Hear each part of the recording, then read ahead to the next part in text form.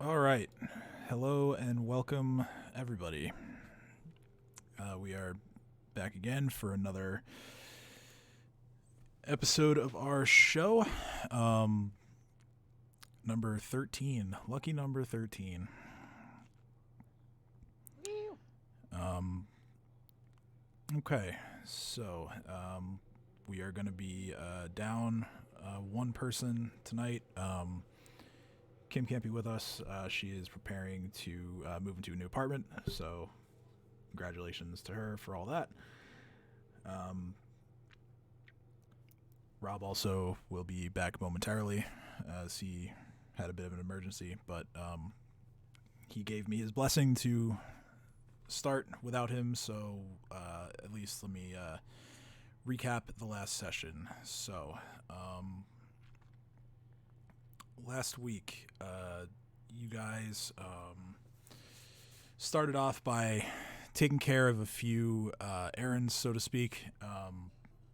Jareem went to the Feathered Serpent and traded the magic longsword that was taken from the three-armed goblin inside the Catacombs of Wrath.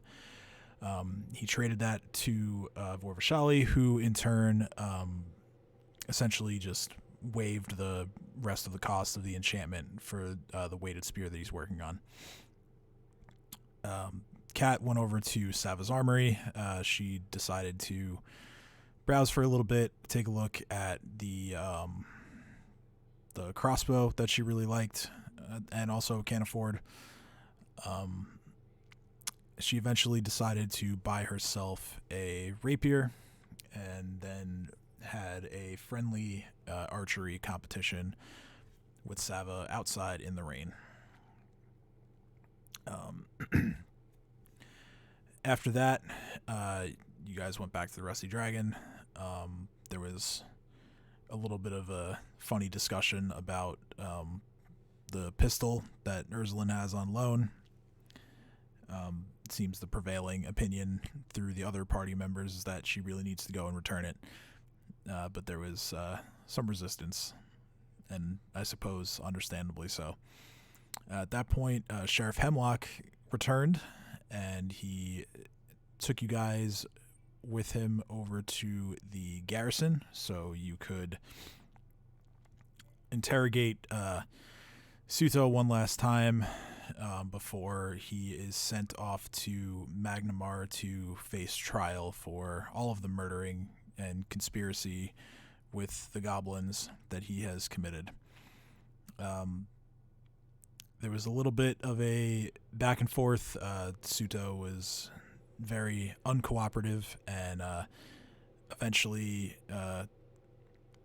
Ursula grew tired of Cade's attempts to play good cop, and she decided to pistol whip him a couple of times, and that got you all escorted out of the garrison.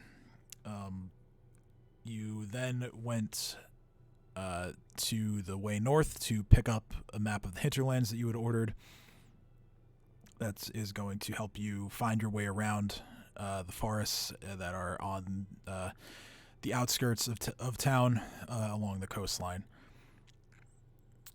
Finally, you all returned to the Rusty Dragon to take a rest. You all experienced very vivid dreams, each depicting very different scenarios and imagery. Jareem got to get a look at Pharasma's realm, including the Boneyard and the River of Souls. Cade saw some flashbacks to times when they encountered Nualia, sort of a look into a fellow sort of outcast's life, and provided some more background on Nualia and why she is doing the things that she's doing and why she's still around. Ursuline got a look at a possible future where you guys are having some trouble with the goblins in Thistletop, and then she found a stash of materials that would allow her to craft herself a new gun. Kat was visited again by Gazre, which yielded quite a conversation about why her life was spared, why she is now in this world as opposed to her former life, and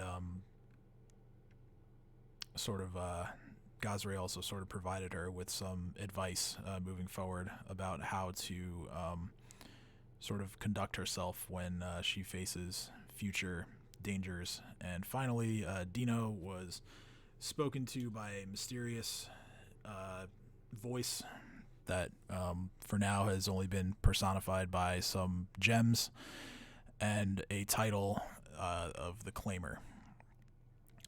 This voice told Dino to seek out those who have similar values to his own and to cut them down, and that the rest would be revealed in due time. So with that, you all have woken up.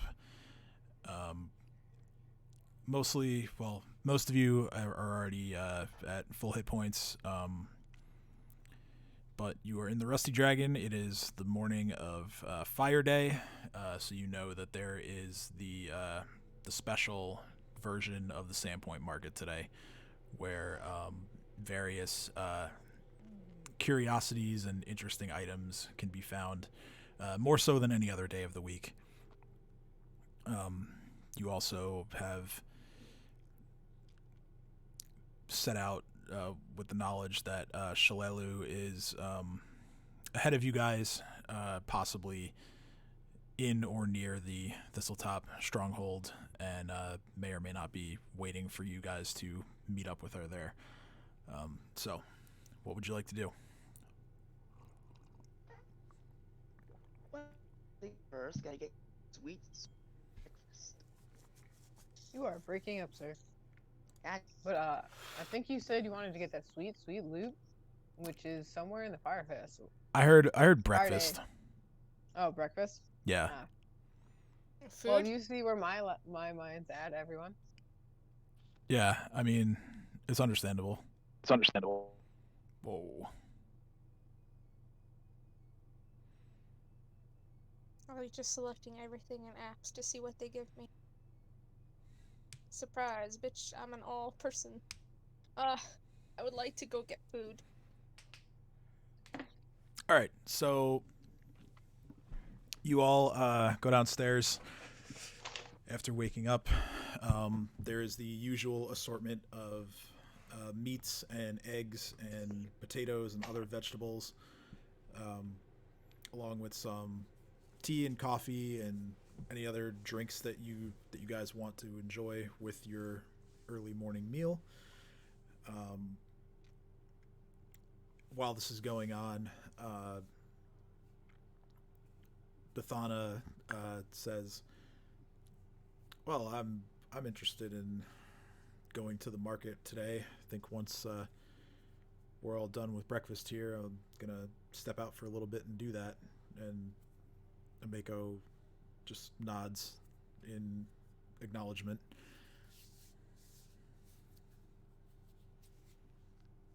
Cade, happily chewing on his food, nods in agreement and says, "Yeah, guys, we should definitely go. That market's gonna be kind of awesome today. I know Sandpoint doesn't got a lot going on normally, but other merchants come in for this. Other people from various areas. And honestly, there could be some pretty cool stuff we could get." Okay.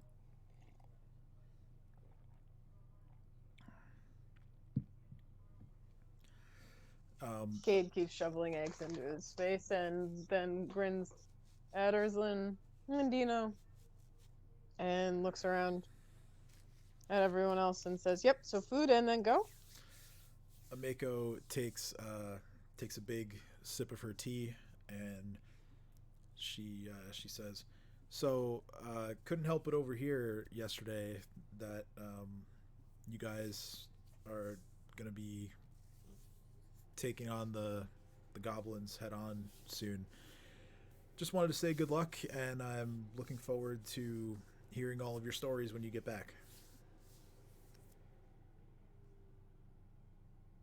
Do you want to come?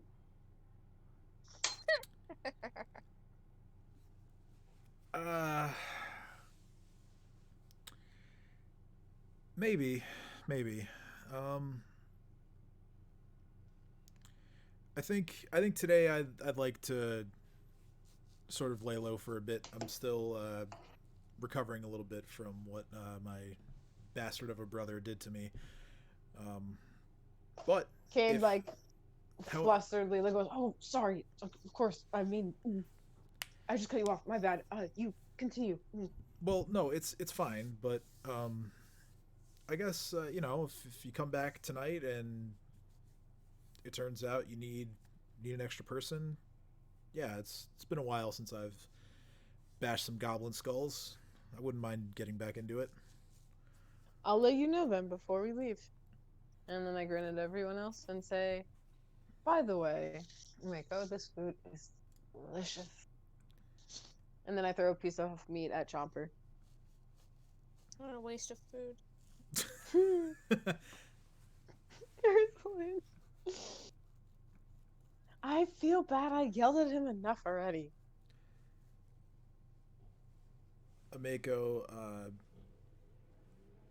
pulls out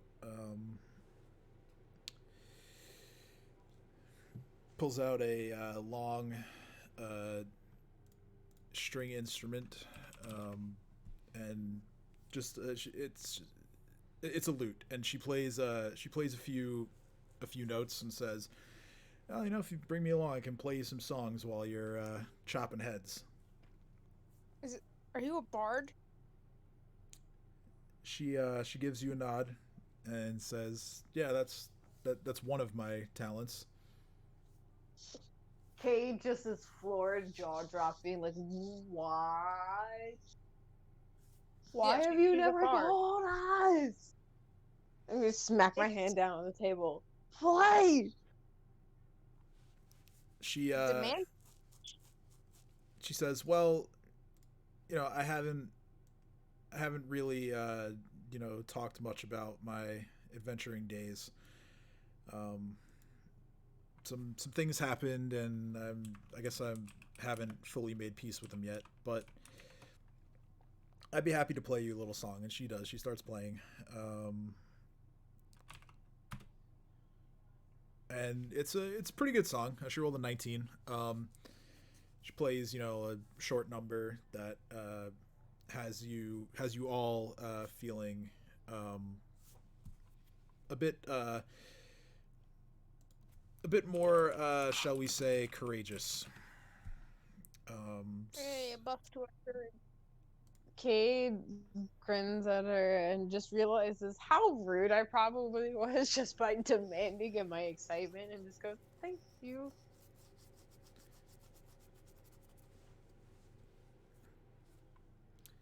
yeah, she smiles and puts the lute back down, and she says, "Well, yeah, it's one of the one of the things I used to do for my old party." She also shows a dagger that she has clipped to her belt, and she says, "I was also known for being a bit sneaky in my day as well." A rogue bard multi-class. Ew. Yep. I'm excited, Cade just like is fawning over these new details and just like, okay, I knew you said you were an adventurer, but you didn't tell me you were like that experienced of an adventurer. Like, you've done so much, you've gone so many places. I can't even. What's it like? Hello. Okay, you're overreacting.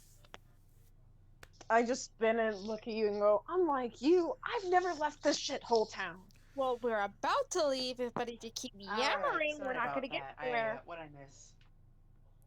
You guys have just been talking to Mako, and she sort of hinted of her like past adventuring days by playing you guys a song. She's a bard. Yeah, the last thing I heard that she rolled a 19. Yeah, that was on the song that she was playing. Yeah, she says, well, you know, it was. I won't lie, it was fun while it lasted. I mean, again, like I said, some things happened that were. Well, I'm not really ready to talk about it yet, but the one good thing is I made enough money to buy this inn, so I suppose it was all worth it. I shrug. To each their own, I suppose. Kate just looks in awe and just went, wait, we could afford to to own Stop stammering. an inn. We could own an inn. You could do whatever you want if you make enough money. Kate just Everyone's trying to. And Katie's just over here stammering. And so she's like stabs her fork down, saying, "Stop stammering." Kate's slightly hyperventilating over the fact that they are actually pretty much an adventurer, and has just made the connection that if I do adventuring good, then I actually can not just have a room for free in an inn. I can own an inn, and I'm kind of losing my shit over that. Why would you want to own an inn? When I can own traveling? something, damn it! You own a chest. You own a chest. I do. It's fine. It's in my room. I have a room. These are all new things, okay? I'll shut up. We're going to hunt goblins. I got it. Make money, kill goblins. Good. Kate just starts shoveling the rest of their food in their face really quickly, trying to finish the food. At least She's you a little understand. confused, but she's got the right spirit. As I'm also chowing down on my food, the chopper's eating tea and drinking tea.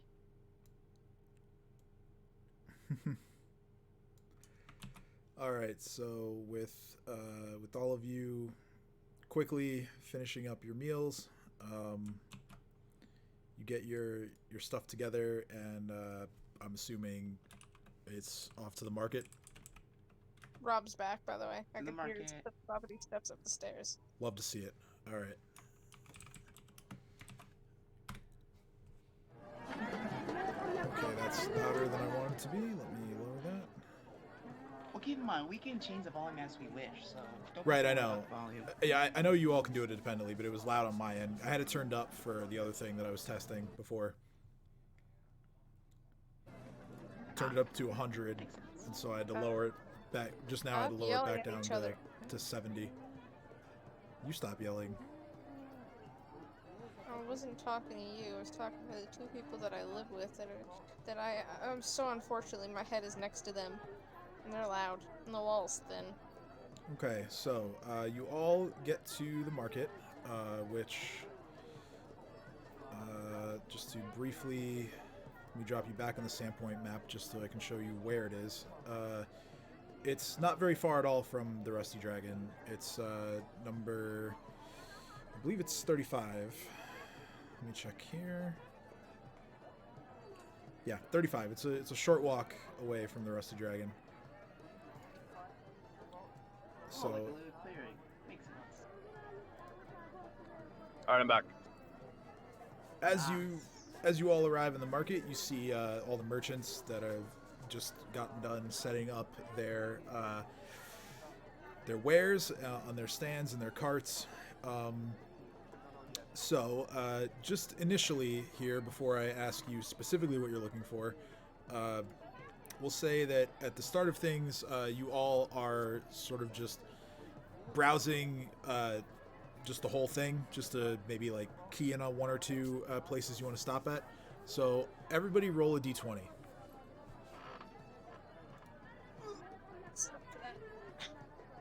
Yeah, not bad. Oh wow. Nice. Always. You're one away from greatness. Always good. Okay, so that's all right that you guys rolled the same number. All right, so Ow. Nails. Ow. go from we'll go from low to high here. So Ursuline, you are looking around and you see a stand where a a smaller this guy over here. He's a halfling, and he has some pretty nice looking weapons that are all laid out. You see sort of a brass knife. You see a great club.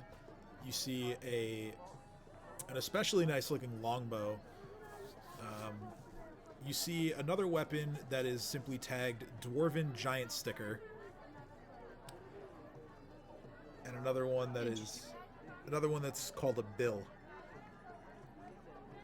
I have no idea what any of those are. Okay, so a bill is I have to remind myself what it is. A bill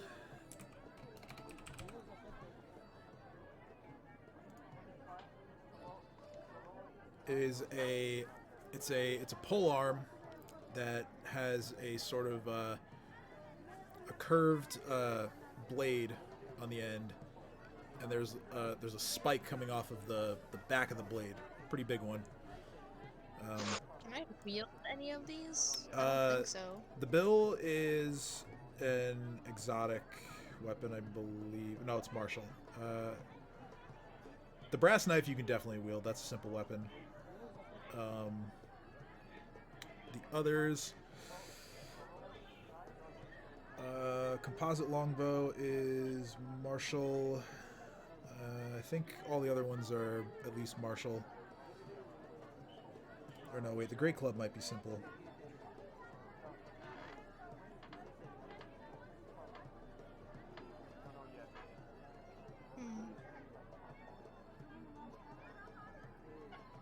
No, it's not. There, yeah. So just the brass knife is a simple Just the weapon. brass. But yeah, you Yeah. were drawn to it just because they all looked pretty nice, and now that you now that you see something called a Dwarven Giant Sticker, that sort of sounds interesting. It kinda does, you're right. How big is it?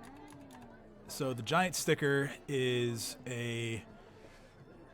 it's another polearm weapon. It has a pretty heavy looking spear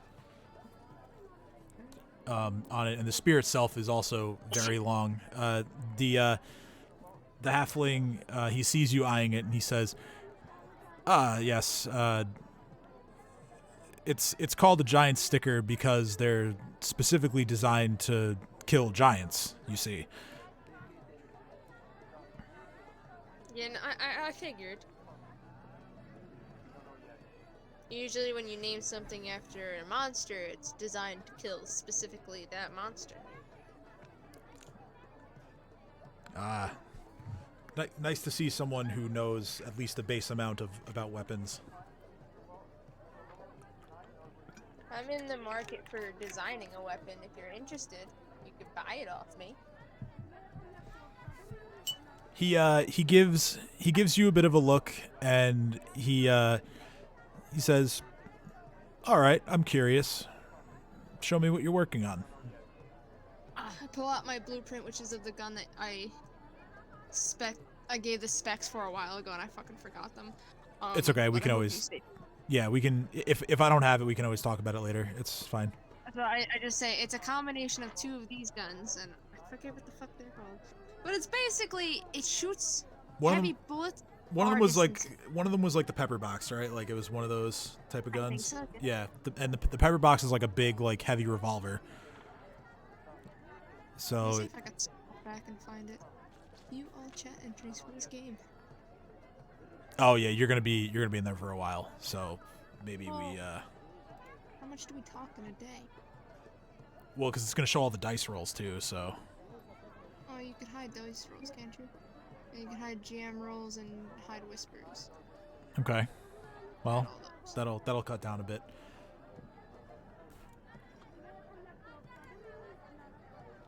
Yeah, I go into extensive detail and I say I'm going to make a prototype, and whoever gives me the highest bid to produce guns for them, I will take. Very interesting. Well, I'll tell you this. I'm I'm a regular here at the market. I'm here just about every week. If you don't mind, I'd like for you to come back every so often and keep me updated on your progress. Okay. And he says, so I take it, since you're working on guns, that none of these weapons interest you. Not maybe the brass knife, because seems like something I could just throw if my gun decides to jam on me. I nudge Ursula and goes, "It's shiny." Not really. A little. I think we have different definitions of shiny, honey. It does have a bit of a shine to it. This all of the weapons that he has here are of masterwork quality. They look nice. Like, aside from the fact that like a lot of these weapons are things that you haven't seen before, these do look like they are crafted better than the average weapon that you would find. They do have the price to match, but How much is the brass knife? he has a sign up saying that all of his weapons today are being sold at a bit of a discount. He says, well, the brass knife, given the quality of it, in fairness, it is something that I've had for a bit now, but it is a formidable weapon. So, well, we could start the price at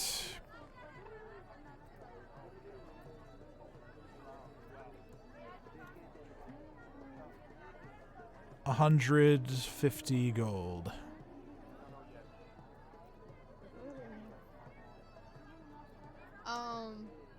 Sorry, I'm like searching the chat logs using the Control F, and I was like, what is the one thing I remember writing down in that little chat bubble I wrote to you? And I was like, and I wrote range, and like there's only like seven entries, so like, oh, that really narrowed it down.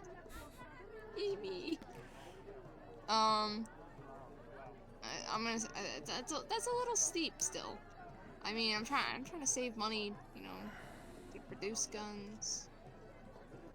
Oh, well, trust me, most if you were to go into a brick and mortar store, you wouldn't be walking out with a masterwork weapon for less than 300.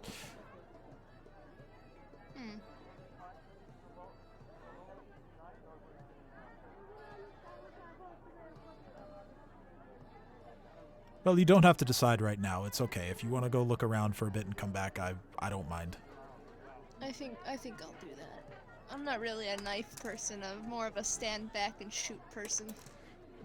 Yes. Well, the blueprint of your gun would suggest that.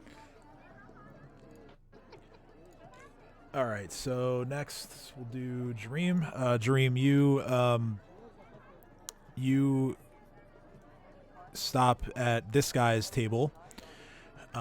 There are a bunch of scroll cases on his table. Each one contains one scroll with a spell. There are 4 of them. He advertises that all of his spells currently are 25% off. And they are simply tagged as greater minor scrolls. So there are 4 of them. One has a case that looks sort of like natural, like a wooden case. Another one is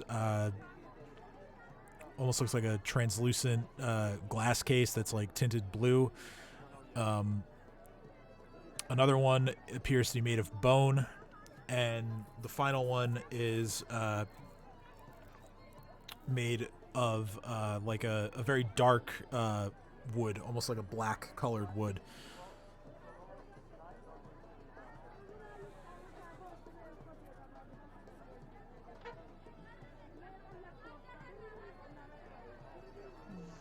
So Bueller.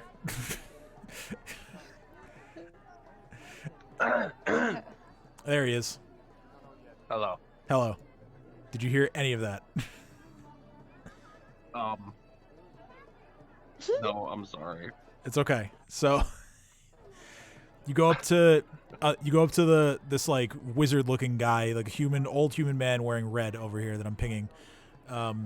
There are 4 scroll cases. They're advertised as being greater minor magic. Each scroll it just says 25% off.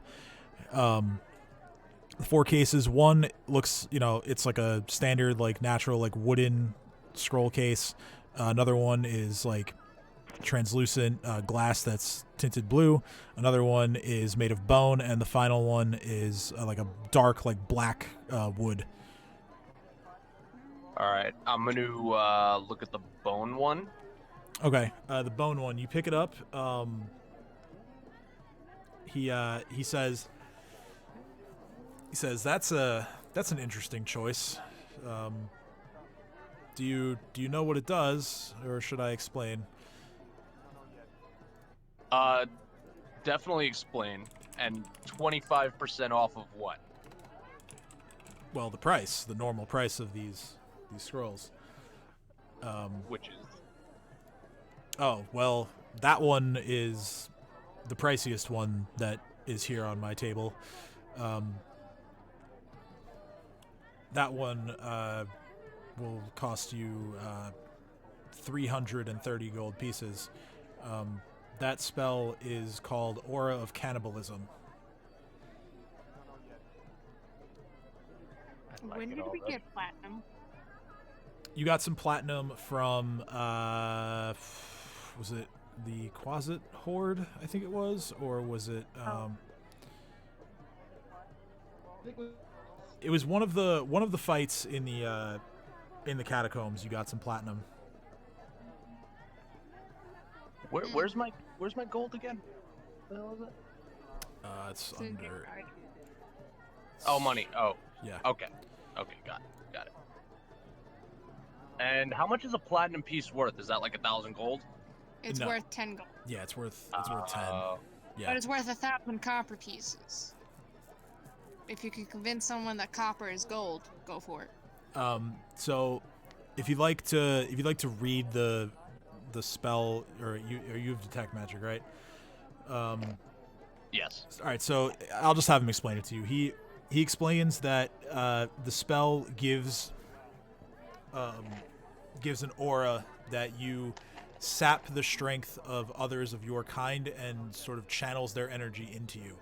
So basically, you activate the spell, and any creature, including your friends, that is within 20 feet of you at the start of their turn has to make a save, or they take 1d4 damage.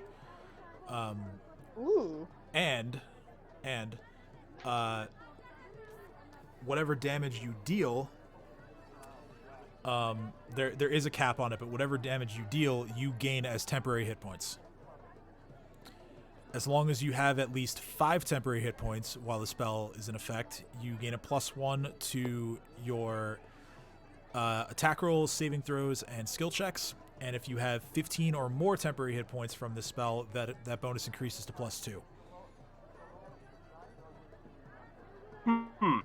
That sounds really good and possibly really bad. Yeah, I can think of a couple of use cases for this, but they would mostly involve you just sort of dive bombing a bunch of enemies. He says, well, if you'd like to look at any of the other spells, like I said, they are a bit cheaper than this one. All right, I'll pick up the wood one. The first wood one? Okay, that one is a spell, it's a scroll of insect spies.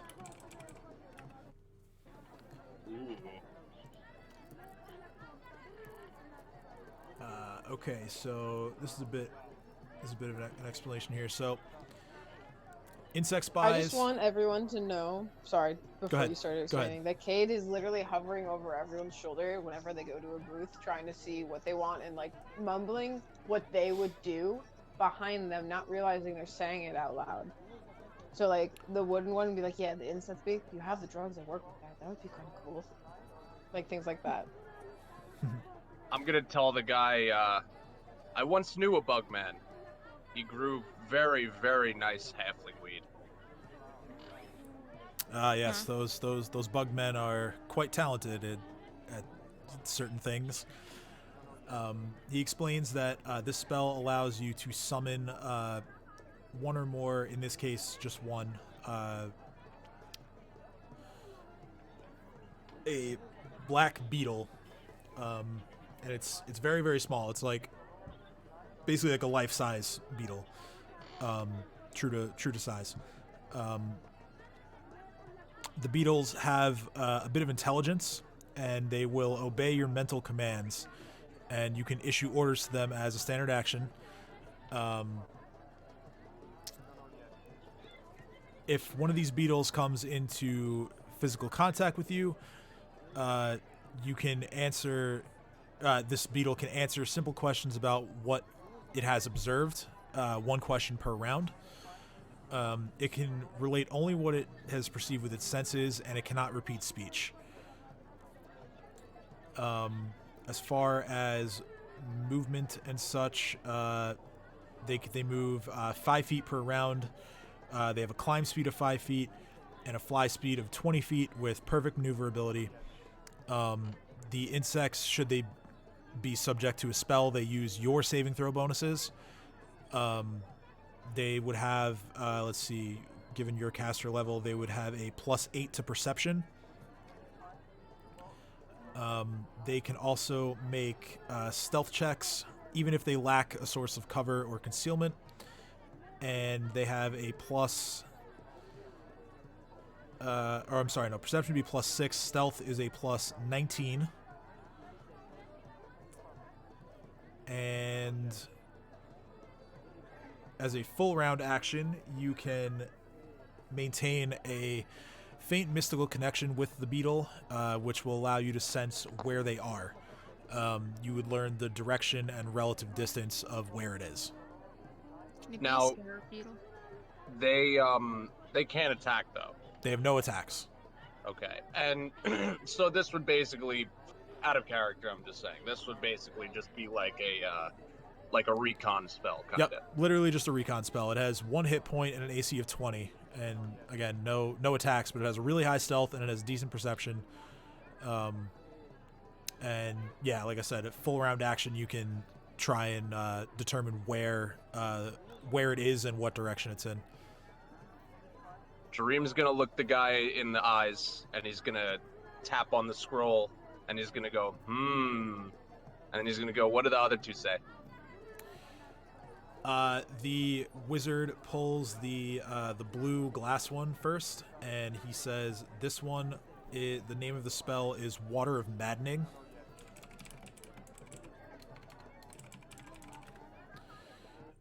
This one, Sounds like a strong drink. yeah. So this one, the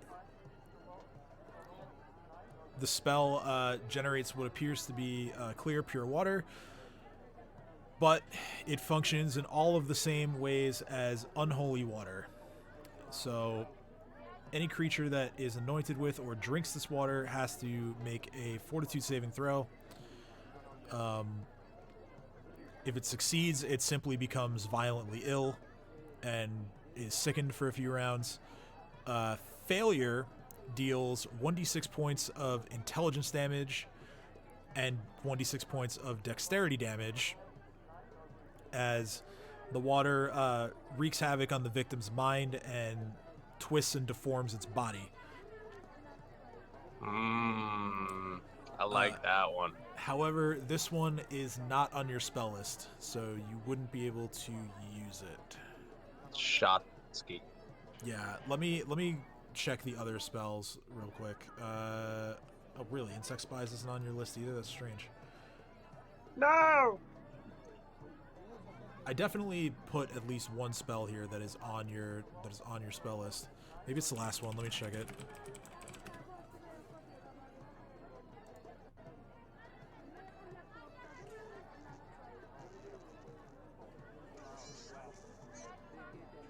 Nope, I'm fried. That's on Cade's spell list. That is a really cool spell, though. Let me sort of call an audible here.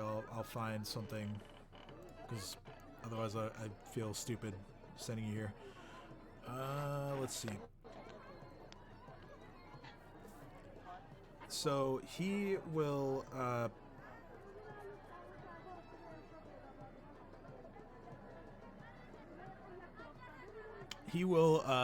grab one last scroll, and the case looks like it is made of like hardened and really tightly packed like dirt and like earth.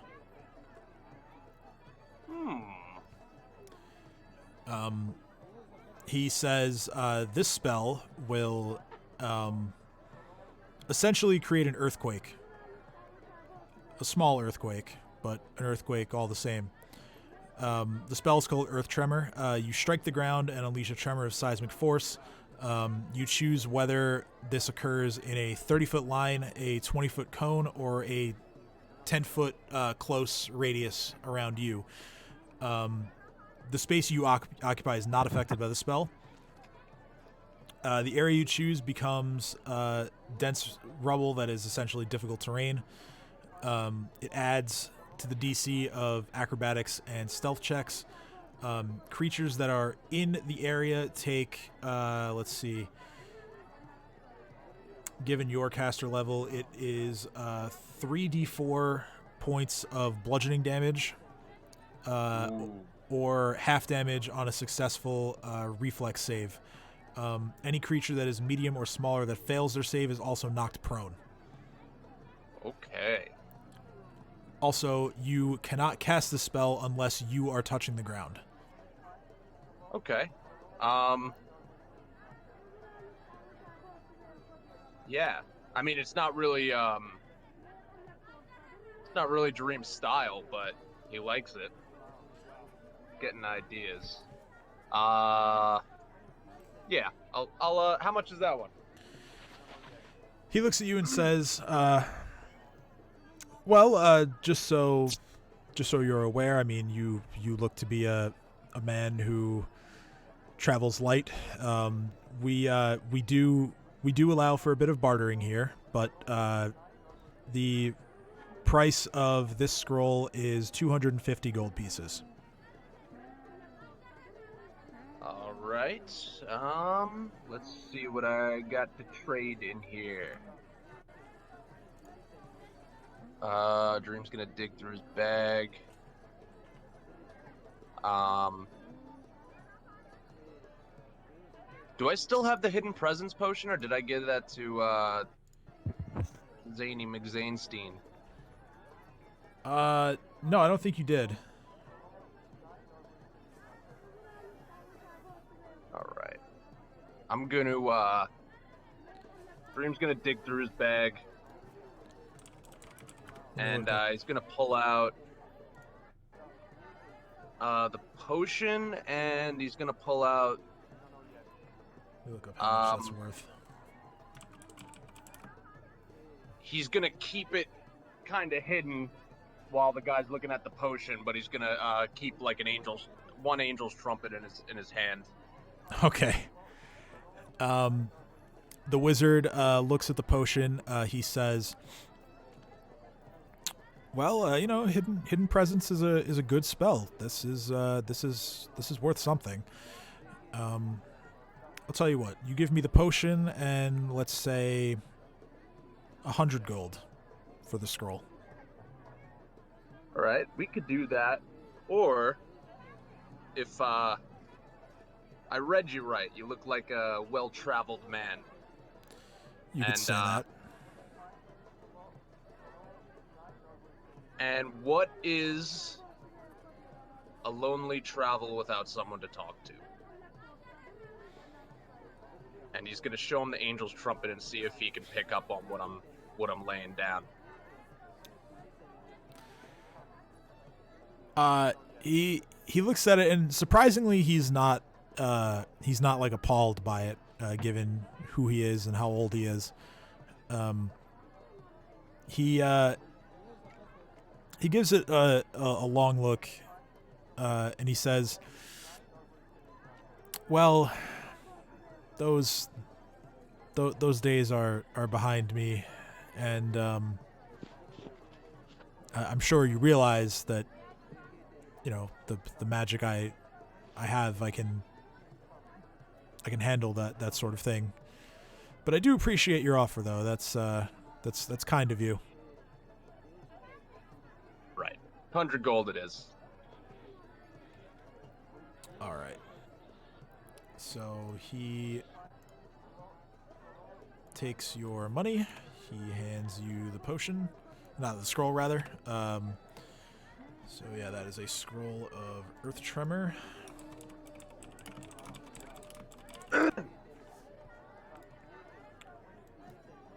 And I'm also going to ask him to point me in the direction of where to get some robes.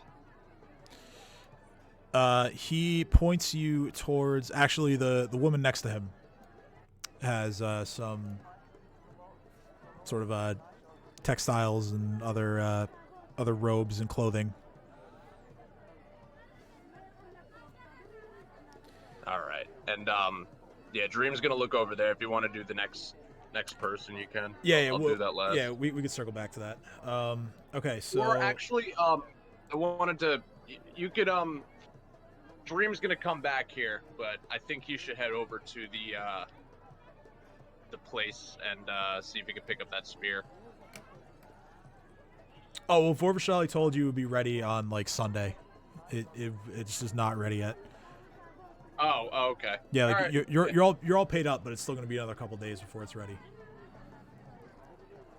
All right. Okay, so next, Kate and Dino, both of you sort of latch on to the same table. This elven man dressed in a dark-colored cloak. He has at his table. He's laid out a bunch of like magic wands that have various spells in them.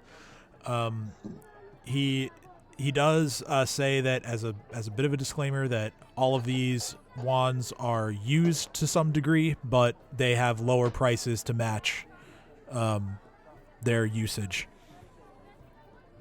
Cade doesn't seem fazed by the fact that they're used as long as they still work to some degree, and is excited about the prospect of saving some money, and kind of nudges Dino to go first, because I know so little about shopping and I kind of want to follow his lead.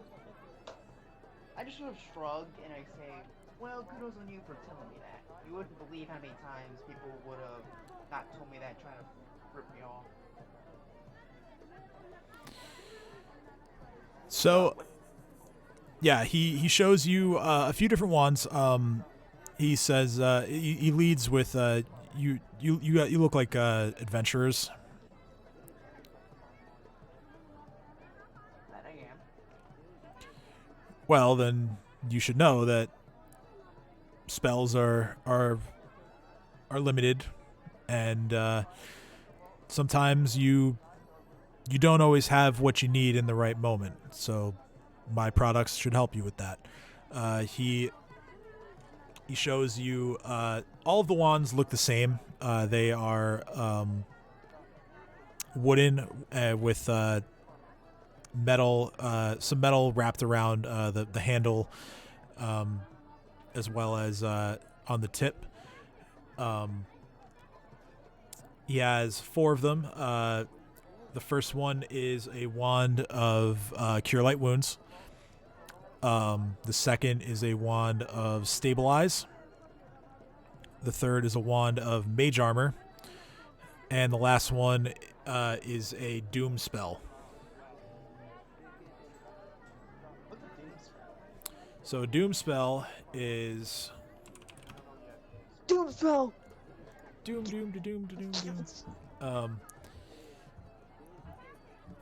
It is a spell that can be cast at a medium range, so 100 feet plus 10 per level.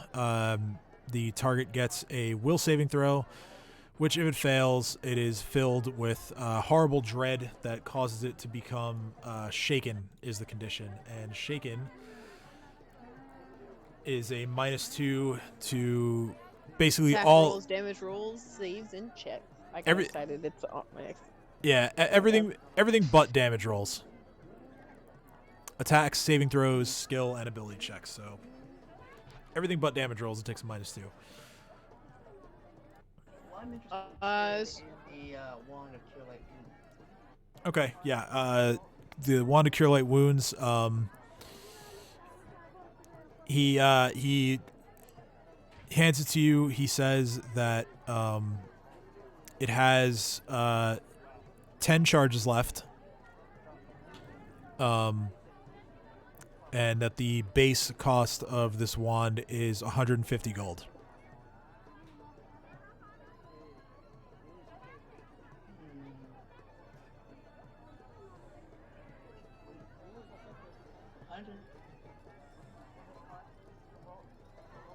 Let's make a little bit of a trade. Say, I hand him my potion of levitate. Say, this potion of levitation is a 100 gold. He takes a look at the potion, and he says, I've always been a fan of floating around. It's a nice feeling being weightless, you know? It's true. Tell you what, I'll take the potion, you take the wand. 1-for-1 trade. You got yourself a deal. All right. So you now have a wand of cure light wounds with, again, 10 charges left. It functions exactly as if you had cast it using one of your spell slots. I look over and say, "Is there another one of those?" Well, that's my only one with healing magic, but I urge you to take a look at the others. Cade looks at the mage armor one and the doom one, and then says, "I heard about those two. What were the others?" The other one, the fourth and final one, is a stabilize wand. It's the stabilize cantrip. So Cade's gonna look to get the stabilize and the mage armor and wands, and looks them over and tries to discern how used they are, and then says, "These two, how much?" Okay, the stabilize wand has 12 charges left. The mage armor one has 7. He looks at you, and he's make a sense motive check, actually. Guidance. Sense motive, guidance. Yes. Never underestimate the power of +1. Yeah, 16. You can see a little bit of excitement on his face that you want to buy 2 of them. He says, "Well, if you're interested in both of them, well, I can knock a few gold off of that. Why don't we do 175 for both?"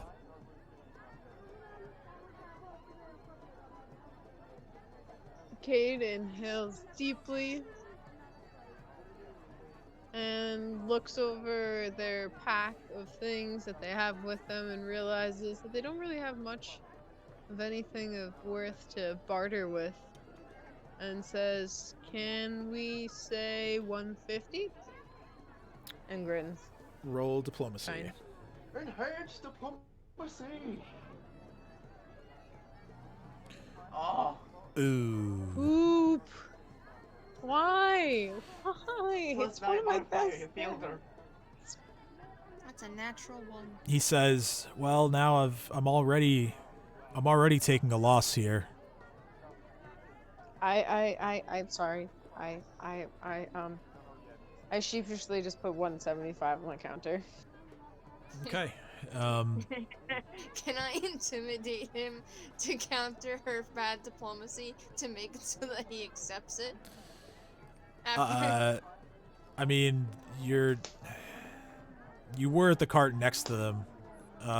Roll. I know, but I finished a while ago, so I would have been following everyone around. Roll perception. Roll perception to see if you notice what's going on. Okay, yeah, you know what's going on. So you can try. Oh, I rolled so well, then I rolled so shit. He doesn't even look at you. He's just. Just give it the stank eye. He's focused on the sale here. Okay, so you now have both of those wands. Mage armor gives you a +4 to AC for 1 hour. And stabilize is pretty self-explanatory. You target a creature that is dying, and they stabilize without having to make any con check. Okay. And that was 12 stabilized and 7. Yep, that's correct.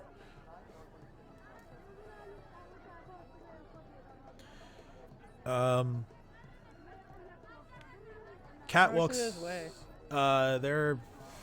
They're a pound each. Okay. Well, at least you have the capacity for it now, don't you? Cat walks over and stops at this dude. She sees a couple of magic weapons laid out. One is a rather large lance. The other is a double-bladed sword. She takes one look at the prices and kind of just walks off. They're too rich for her.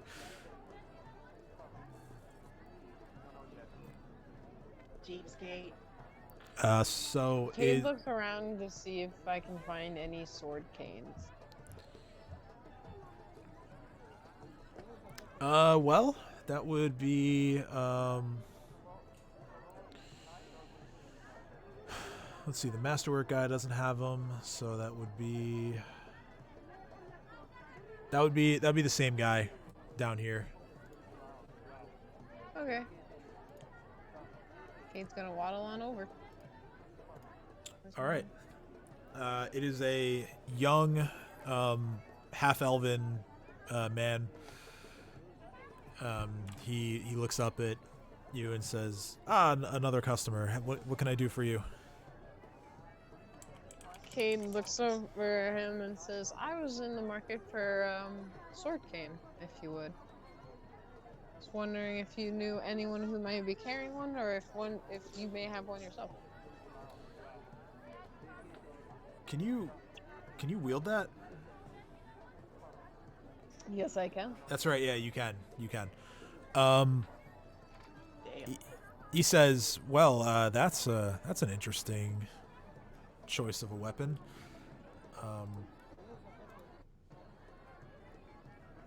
I grin at him and I turn my shoulder and back slightly and show the morning star that's just like hanging slinged over my back and goes, it's a bit more discreet than this. Didn't you sell your morning star? Did I? I thought the person didn't take it. No, yeah, you sold it Yeah, after your armor. I think you sold it to I Saba. did? Yeah, Have that I think you did. armor. I Yeah. did. Have Okay, cool. You're right. weapon All you right. found All in right. place. So then I just have the crossbow, which that would same commentary. And the Okay. masterwork rancier. That's what I meant to say. I said yeah, that's it, because my that's brain it. just. Bleh. I saw the masterwork M and my brain went Morningstar.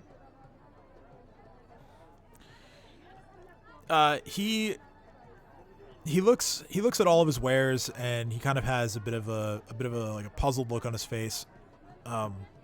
It would seem that this type of weapon is not something that anyone really ever asks of from him. So he says, well, unfortunately, no, I don't have one today, but I'll definitely make a note of it. I'm here fairly often. I can try to get one and have it for you next week. Cade smiles at this and says, yes, that would actually be awesome. I look forward to it.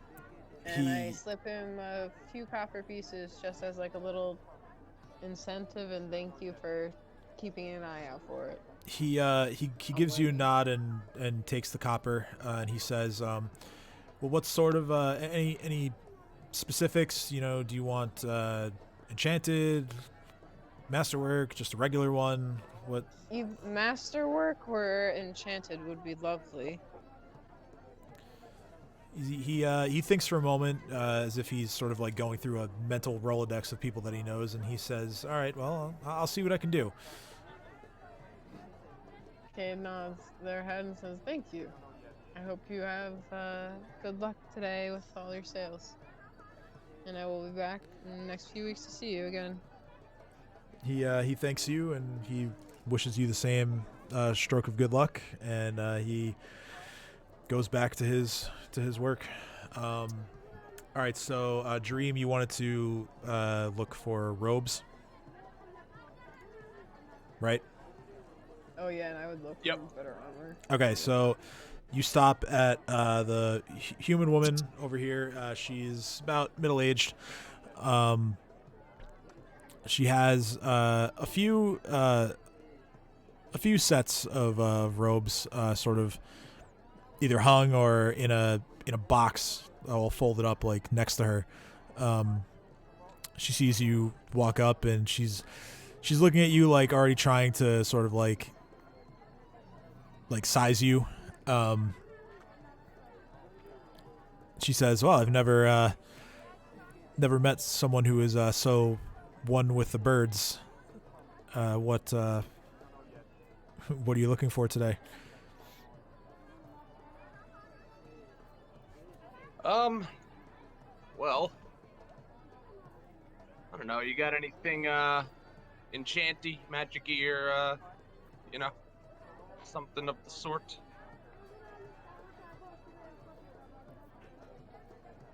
She says,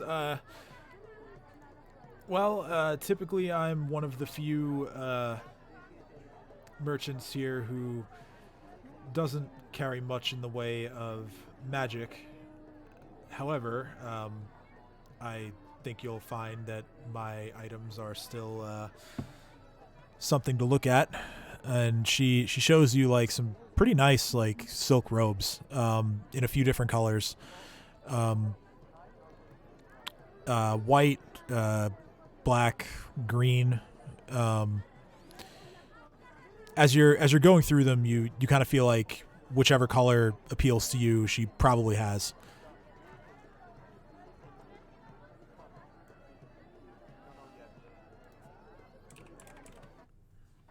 Okay.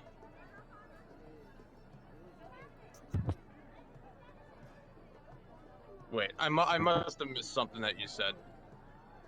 Could you repeat what you just said? Yeah, she tells you that she typically doesn't have much in the way of like magic items. However, she insists that like all of her all of the robes that she has are still very very worthwhile and nice to look at, and she shows you, and there are very nice silk robes that come in all different colors. You figure whichever one appeals to you, she probably has. Got anything like maybe black and white? She looks through, and towards the bottom of the crate that she has next to her, she finds a pretty nice looking set of silk robes. They are black with white trim. There are a number of small sort of designs. You're not really sure if it's like lettering in another language or sort of like runic symbols or just simply artwork. All right, how much for this one? She looks at it, looks at you, and says, "That one. Could let that one go for 15 gold." Sold. I'll take them. Wait, before I take them, you got anything with an owl on it? She thinks about it and she says, well, I'm not sure. Let me look. And she goes back to sort of thumbing through all the things that are on the table, going back into the crate and looking. She looks back at you and she says, well, unfortunately no, but if you don't need to take it today, I can have one put on this set for you.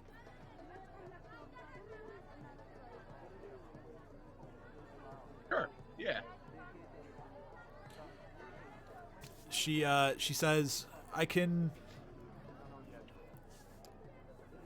Well, if you want, for a few extra golds, are you staying somewhere in town? Yeah, we're staying over at the old Rusty Dragon.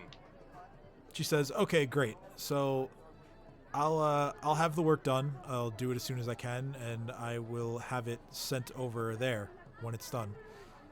I'm gonna have Babu like fly out of my sleeve, and I'm just gonna tell her like, make it look like this guy, if you could. Yeah, she takes a good long look at Babu, trying to like commit his form to memory, and she says, I think I can do that. Yeah. Look at Babu, and I'm gonna go, you're gonna be on a robe, buddy. Babu seems happy by this development. And yeah, I think that was it. Okay, so yeah, she takes your gold, says, it shouldn't be long, a day or two. I'll have it sent over. And she thanks you for your business. Absolutely. For the rest of you, what else would you like to look at here, if anything? I want to sell my armor and get something else lighter. Okay, that'll just be you going to the armory for that. Okay.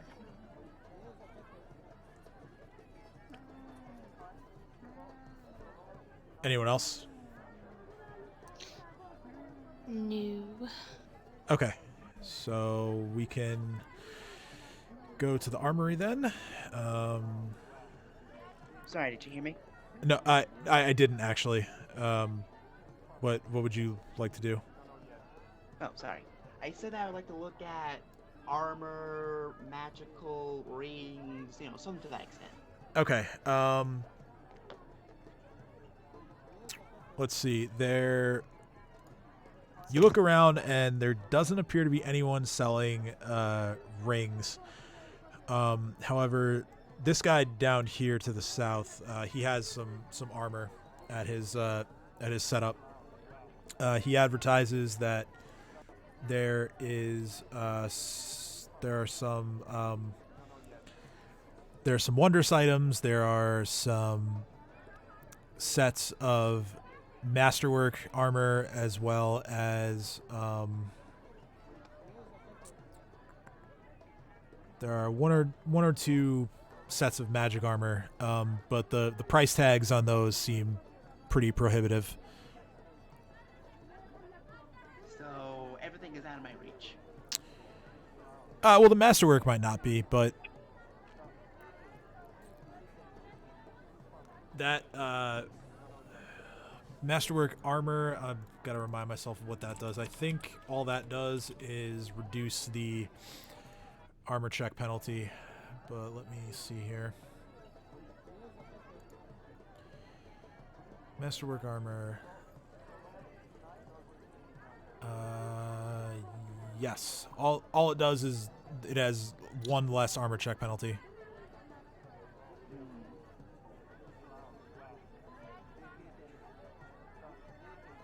I'll look at it later. Because not helpful. Okay. Next, I would like to look for a scimitar. Scimitar.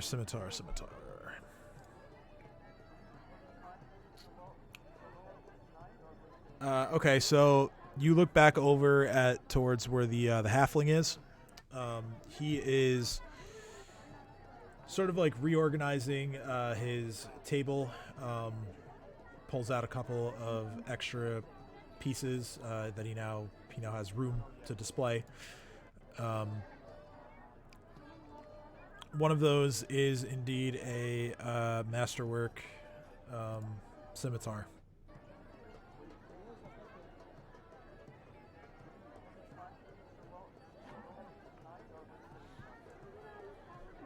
So there is a masterwork scimitar. There's a masterwork scimitar, yes. Excellent. I'm gonna go over to him and offer a trade. My masterwork hand axe for the masterwork scimitar. Seems to be a fair trade. Okay. He is going to look at the hand axe. He lets you test out the scimitar, and it is perfectly balanced. Well, it should be.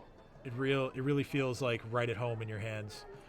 As for the hand axe, I just need to look at like the difference in cost here. Okay. He takes the hand axe and he looks at it and he says, "It's a nice weapon, to be sure. I particularly like the little sort of indentations on the head of the axe. It's not something I've seen much of. It's not quite as valuable as the scimitar, though." What'd you say the price difference is? Well, I could tell you that normally this scimitar I would sell it for 300, 320, around there. With the hand axe, say it's about 100.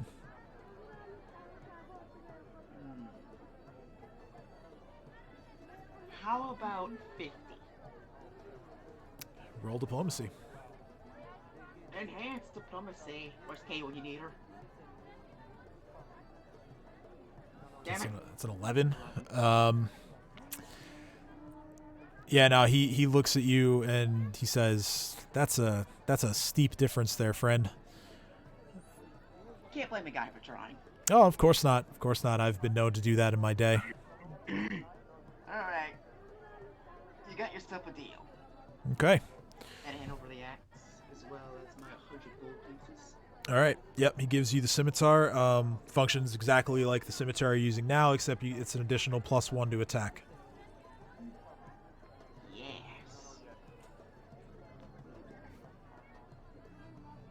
Nice. Does anyone else want to go? Kate just wants to go to the armory. That's, I think, the only thing we have left to do. Oh, because there is one more thing I want to do, but I don't want to. I just did 2 of them, so I don't want to Well- go over others. No, go Well, ahead. no, go ahead. What is it? Because last thing I want to do is I want to find someone that would be interested in buying an unholy symbol. Oh, yeah, that might be someone here. You look around, and just judging off of appearances, you guess that the guy next to the halfling, the cloaked elf, might be interested. The wand salesman. Alright, well, that's the best thing I have to go off of, so I'm going to pay him a little visit. Okay. He gives you a bit of a wave. He says, "Oh, you're back so soon." I am here in the cell, but I'm not sure if anyone here is willing. You in? Oh, well, it couldn't hurt to look. Let's see it. I pull out the symbol. Okay. He motions that he'd like to get a closer look. So he sort of reaches out for it, takes it, looks at it for a moment. He says, "Well, I recognize this symbol. This is certainly an unholy symbol." Makes sense, as I found it on the dead body of a demon I slayed. Oh, well then.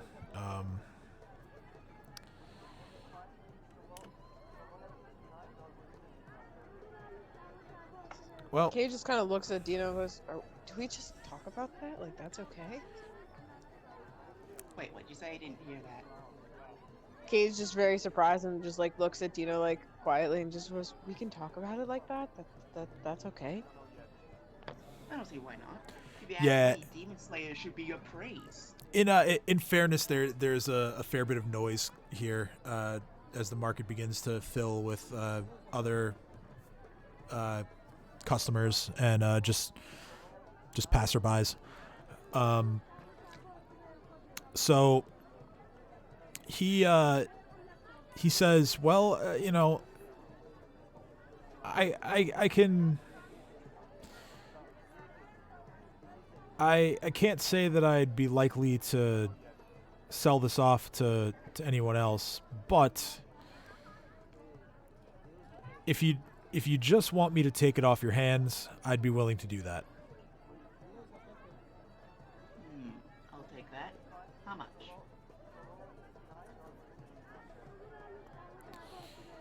He says, "Well, the symbol appears to be just a symbol. No, he's like really focusing in on it. He says, doesn't appear to be any additional magical qualities to it. Thinks about it more. Has it already been an hour that I've been playing this music? Holy shit." He says, "Well, figure it'll be about could give you 10 gold maybe, just for the sheer aspect of it being a demonic implement."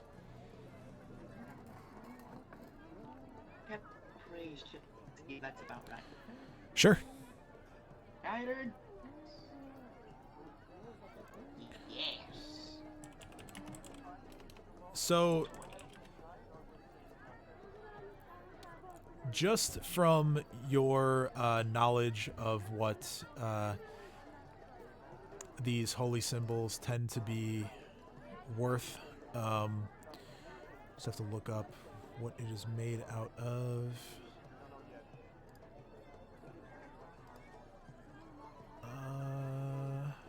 Huh.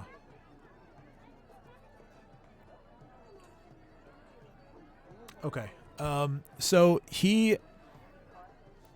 you get the sense that he is sort of more interested in the origins of the symbol and who it's dedicated to than just like the symbol on its own. But the price sounds fair to you. He already gave me a rather sweet deal on one, so I'm not gonna haggle. Alright, yeah, it's a deal. 10 gold. Okay, yeah, so he hands you the 10 gold and takes the symbol off of your hands.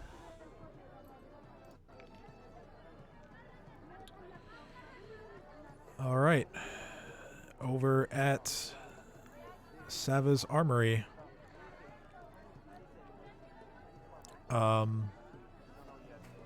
Cade, you lead the way inside.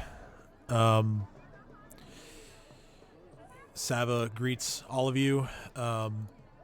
She looks at Kat and says, "Here for another competition?" And Kat sort of just shakes her head and says, "Not today." Kate actually pipes up and grins and goes, "Actually, that's why I'm here." And then kind of scrambles with their over armor, and pulls it off, having an undershirt on underneath, and just plops it on the table and goes, "This kind of wanted to sell this heavy thing, and buy something a lot lighter."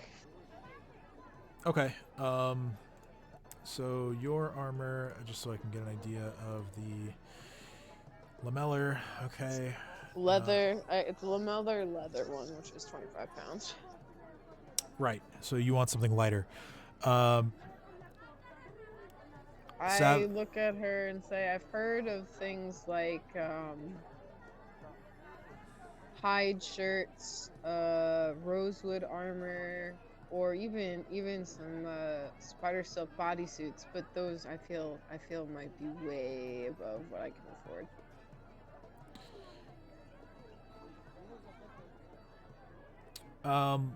She says, "Well, I can give you 30 gold for the armor you're selling me, and then with that plus whatever you've got, I mean, we can figure something out." She shows you a couple different hide shirts. She has some studded leather. She also has. She doesn't have anything spider silk. She has a. She actually does have a set of the rosewood armor. And she has things that are super light, just padded armor, or a reinforced tunic, or just a regular set of leather armor. I'm looking at the. I'm torn and looking between the rosewood and the hide shirts, and looking at everyone and going, "Eh?" Okay. How heavy was their previous armor? 25. Rosewood is 15 and a hide shirt is 18. Both of those are lower on the armor check penalty. Rosewood has none. Hide shirt is a -1. With both of them, you're losing a little bit of AC unless you pump your dex. But She was wearing a chain shirt, right? lamellar. Yeah, the leather one. So with the lamellar, you already maxed out on your dex bonus there. So one more point in dex when you can increase it would make a hide shirt equivalent to it, with less of a check penalty. Well, I'm gonna recommend the hide shirt, because that's what I use. And it seems to fare me well. Cade looks over and says, "But the rosewood armor also acts as if it were armor with spikes, so if anyone attempts to grapple me, they can get hurt, or vice versa." And yeah, Stava points it out that it is indeed a suit of leather armor that is wrapped with vines. You do, however, have to water it every day. Or it turns just into normal leather armor. But Right. I've been staying in an inn every day. Cade just kind of mutters off to themselves and goes, "I've had access to water every day, no matter where I am." And goes, "You know what? Rosewood." Okay. And then smacks 2 platinum pieces down on the counter and slides them next to the armor. Sava looks at it and says, "Well, good fortune to be getting some platinum today. Let me get this ready for you." And she pulls it off of the stand that it's on, and is careful not to get stuck with any of the thorns, and hands it over. And Cade just quickly slides it on and is very happy with the fit. All right, so that is 2, 6. I don't know actually how to delete things from my sheet for some reason. You don't know how to do it, or? Yeah, like gear and stuff. Like. Yeah. So what you do is at the very bottom, in like the weight column, you're gonna see like a lock there. Yeah. So you're gonna click that. Oh. And then you'll see like red like trash bin buttons next to everything. Yep. That made my life easier. Thank you. Yep, no problem. So the rosewood is 15 pounds. Okay, and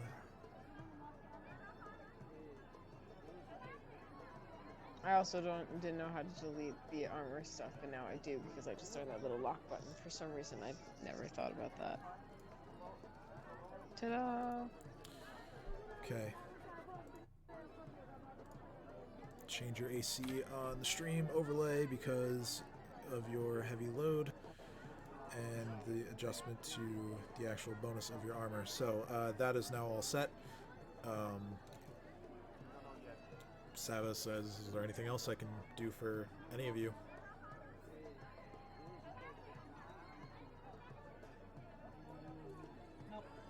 No? I'm good. Cade's good. Cade's very, very proud of themselves and has no idea if they've actually overspent. Sorry, what was that, Dino? Magical armor, rings, somewhere of that nature. As far as magical armor, you weren't there for this, but she has the same, actually, no, I think you were there when Dream was looking at those two things, or the one set of, that black and green, magic leather armor. She, when you say magic armor, she says, no, nothing new, but you actually caught me just as I was about to go head down to the market and see if there's anything of interest. So who knows? Maybe tomorrow I'll have something new that I can offer you. Alright. What was the offer again? All right, I need to. I'm gonna lower the music a little bit on my end a little bit further because I can barely hear a couple of you when you're talking. Okay. So, with that, you all exit the armory. Presumably, nothing left for you guys to do in town. So, I assume it is off into the or in the direction of the forests and Thistletop then?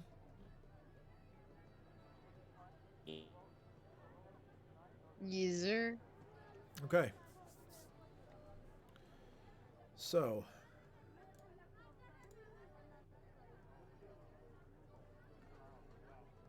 let me move you guys to a different map that will sort of explain the area.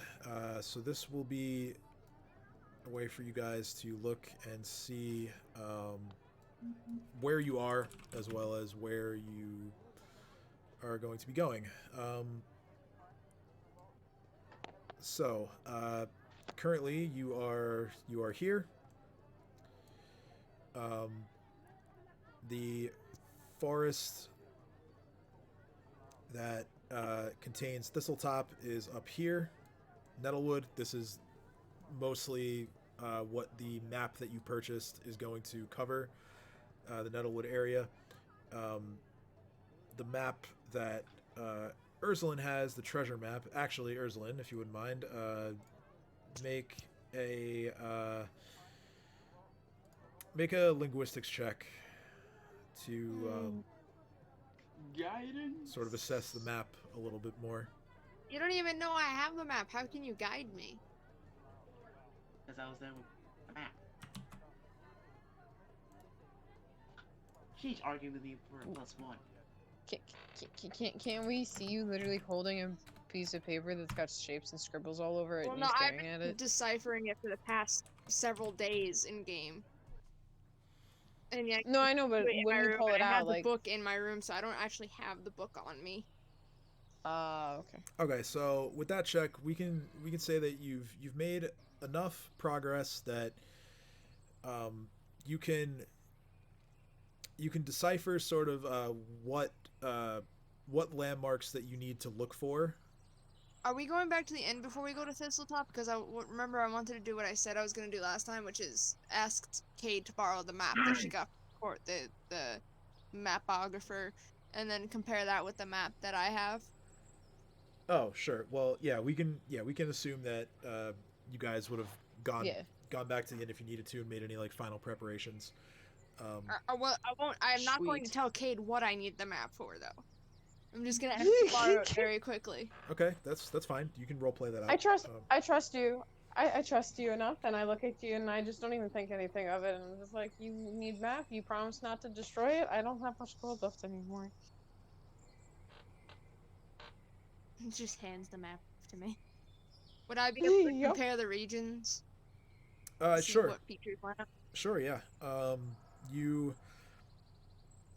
You look them over, and you notice that the map you have is of a different forest. It is the Tickwood Forest, which is a bit closer to where you all are. It's this forest here. And which forest do we need to go through? Well, it's on your way. Nettlewood is where Thistletop is, and so Tickwood is on the way. And it'll only be a little bit out of your way to go try and find this treasure. I'm assuming it's buried. I'm gonna go ask Ameko for a shovel. Okay. She said she asked, "What's the shovel for? What do you? I thought you were going to fight some goblins." You know, to bury any dead bodies that might come across or deal with. Been a long time since I've met someone who likes to give goblins a proper burial, but Oh, I wasn't talking about the goblins. Hey, seriously, we're gonna drag. what are you more talking cash about then? money. Potential party members. Who knows? Rather have a shovel handy. All right, that's a bit morbid, but sure. And she- Kate just scrambles and goes, whoa, we're not, no one's dying. We're not, no murder of friends. I didn't say murder, I said death. I don't specifically have to shoot people for them to die. Now, do I, Kate? That's not how that works. You know, I may have jumped to some conclusions. That is not, I'm gonna just shut up. Kate just walks off and goes, just don't break my map. Oh, I already gave you. I was like, oh, speaking of the map, here you go. I know where I need to go now. Ameko, I take the map back and I scurry back to my room to gather what other things I need. Ameko, Is anyone around me and Ameko right now, or is it just me and Ameko? it's just the two of you. Bathana is off, and she, like she said, she was gonna head over to the market, so she's not there. I pull the piece of paper out that I have had in the book, and I show it to Ameko, and I say, I think there's buried treasure here. I don't want to tell all of them, because then they're gonna want to share it, and instead I want to put it into like a bank system, if that makes sense.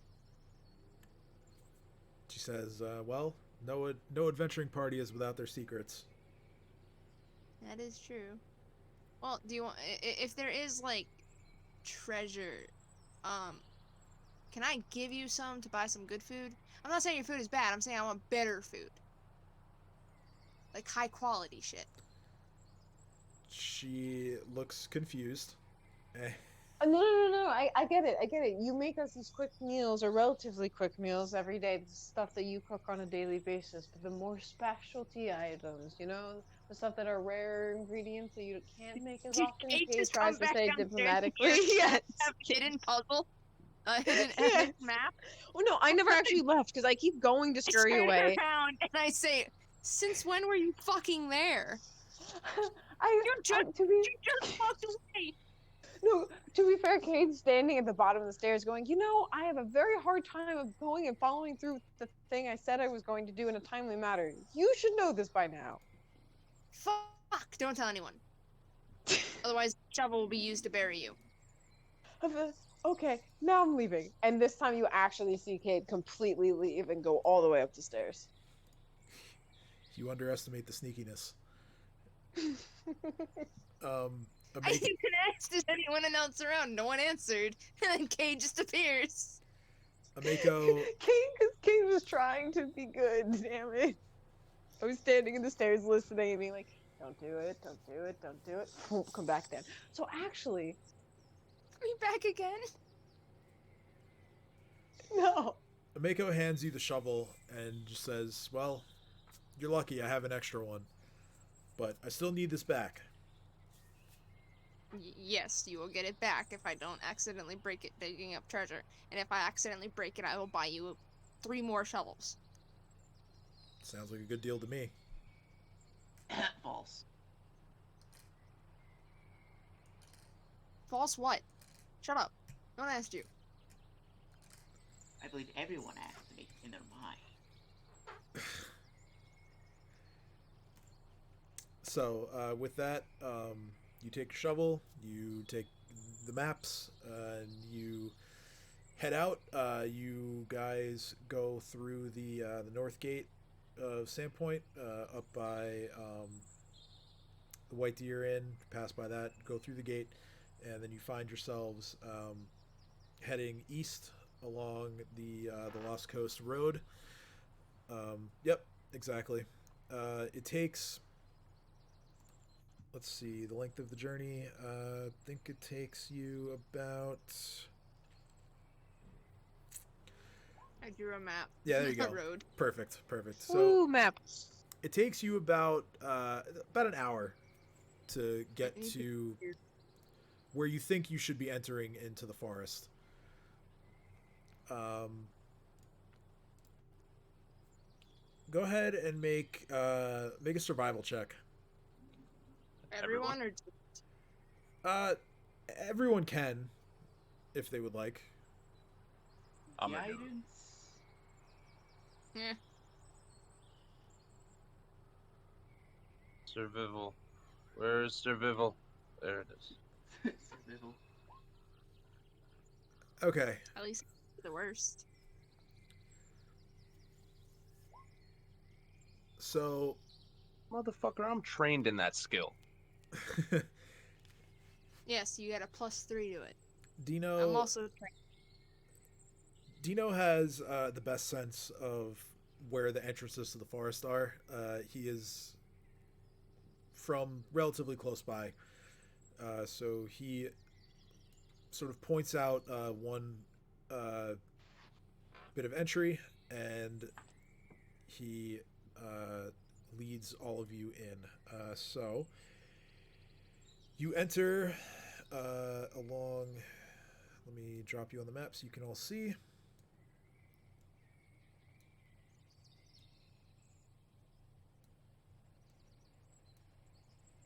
Ah, trees. He leads you in along a path that leads to the south. And yes, there are a number of trees. There are also various sets of bridges that seem to all be connected. However, there is one bridge, the bridge that is furthest to the south, that has broken in the middle. So, where do we go?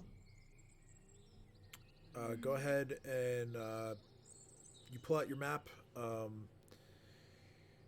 Oh, we're going into the treasure map part first? I was gonna do that on the way back. Oh, I thought you wanted to find the treasure first. Yeah, I guess we could do it. But, like, I would have to...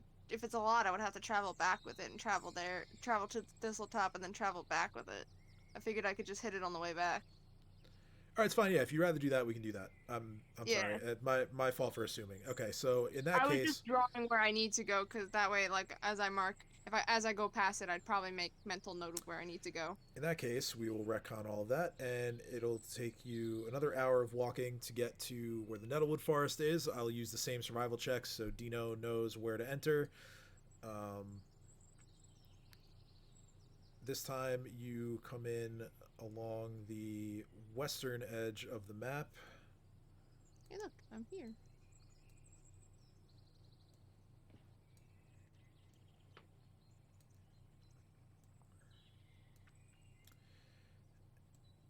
As you all enter this area, I'm going to ask that everyone make a stealth check, please. Uh-oh. Come on! What's with me rolling under 10? 10 and I'm gonna under give for myself every fucking critics roll. Because I'm not healthy.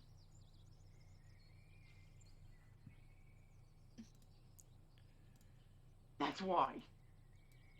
I mean, at least Chomper's stealthy. And he's a big fucking dinosaur. Man, what a... Can we all hide behind Chomper? Kind of like, you know, when the Scooby-Doo gang hides behind Scooby. Sorry, I rolled twice because of the lag. That's right, go take the first one. 14. It's 14. Just need Cade, please.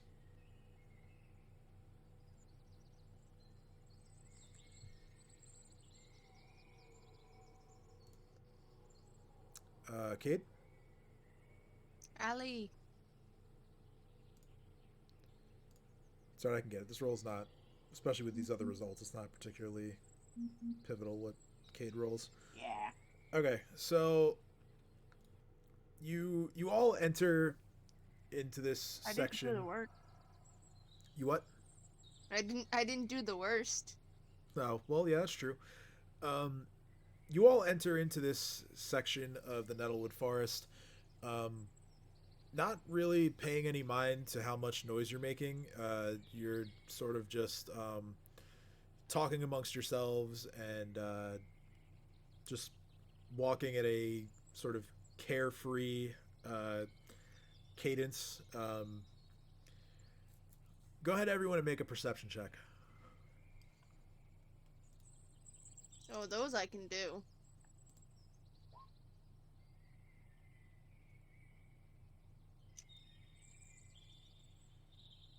Gotta roll. Okay, so all of you hear a few sets of tiny footsteps that are scurrying away from you. Alright, what would I have to roll to know if I recognize the footsteps as, like, footsteps that we've dealt with? Roll, That's a good question.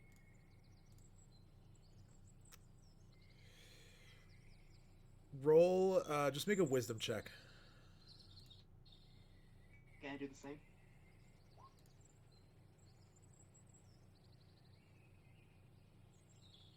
Okay, 14, Damn it. 11. All right. So, Ursulin, you recognize the footsteps as being similar to the. Okay, Dream knows this for sure. Dream knows that these footsteps are more of those the mites, more of those mite creatures that you dealt with in the manor, the Valdemar Manor. And that they have heard you, and they are scared shitless of you, and they are just running for the hills. We got mites. I think you mean fairy goblins, but yes. Or mites. Yeah, based on how they're running and the direction. Again, like I said, they're going away from you. Yeah, it would seem that they want absolutely no part of you. I think we scared them into running away from us for years. Certainly Kate. smarter than the ones back at the manor. I mean, Cade looks at them and goes, didn't we discern that they were intelligent and that we just couldn't understand them? And we just kind of slaughtered them anyway? I should be able to understand them. I mean, they attacked us, so all's fair. They speak Undercommon, right? They do. Can I yell out hello in Undercommon? Sure. You yell that out, and the footsteps get even faster and further away. They, like I said, they are just. Would I know an undercommon?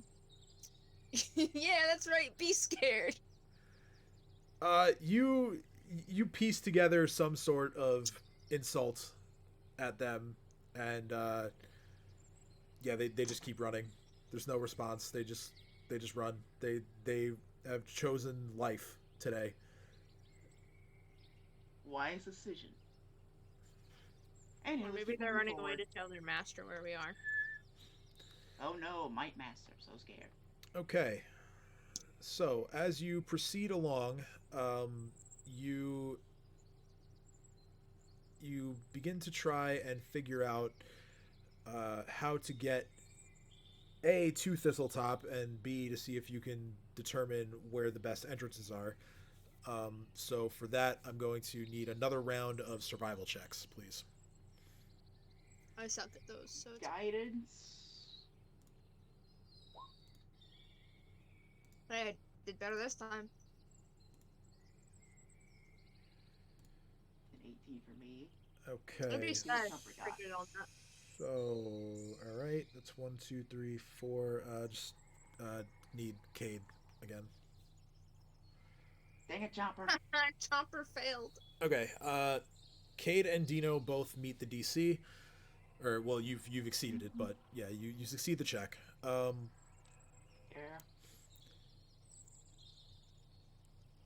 As you move along, you follow this path. You follow it around this way to the north, and it leads further in, and you notice that all around you, as you proceed deeper into the forest,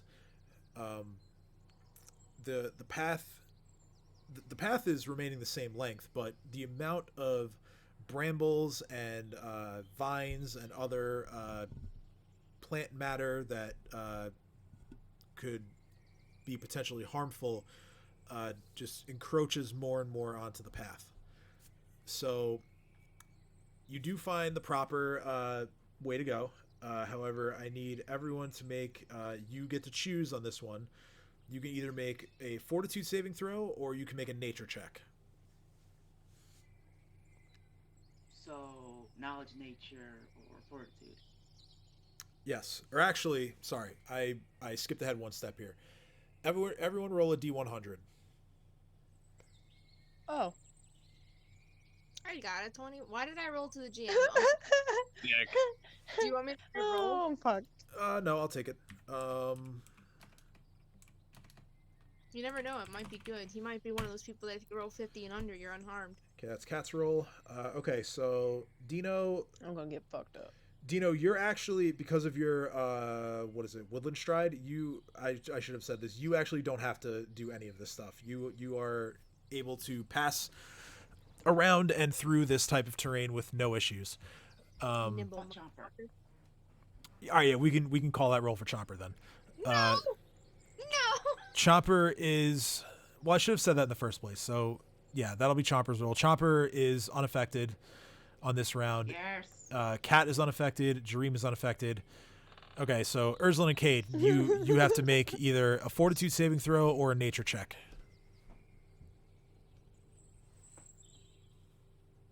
Oh, Even thank if you. I don't have a Because check I- next to I nature? completely I forgot don't have a about check that. mark in nature. Can I still roll it? Yeah, being Yes. trained or a class skill doesn't matter for this. You're basically just choosing whichever one of the two you want to roll. Well, Okay. Yay, me! All right. So yeah, you both look at we go. you both succeed, and you see the stinging nettles all around you. And although you occasionally brush up against them as you proceed further into the forest, you are unaffected and unharmed by them. So let me now. So Cade's gonna celebrate quietly to themselves that they somehow managed to not fuck that up. And while that's going on, Dino's just casually strolling around, like, What's going on? this is Yeah, beautiful. Dino's like, hey guys, this is great. Like, all We right. should I do don't this know more why you guys are often. being so hesitant. Like, dive right in. So now you guys, Are you kidding me? Why does it keep making me do that? you find yourselves at a bit of a crossing. There is a stream, a pretty shallow and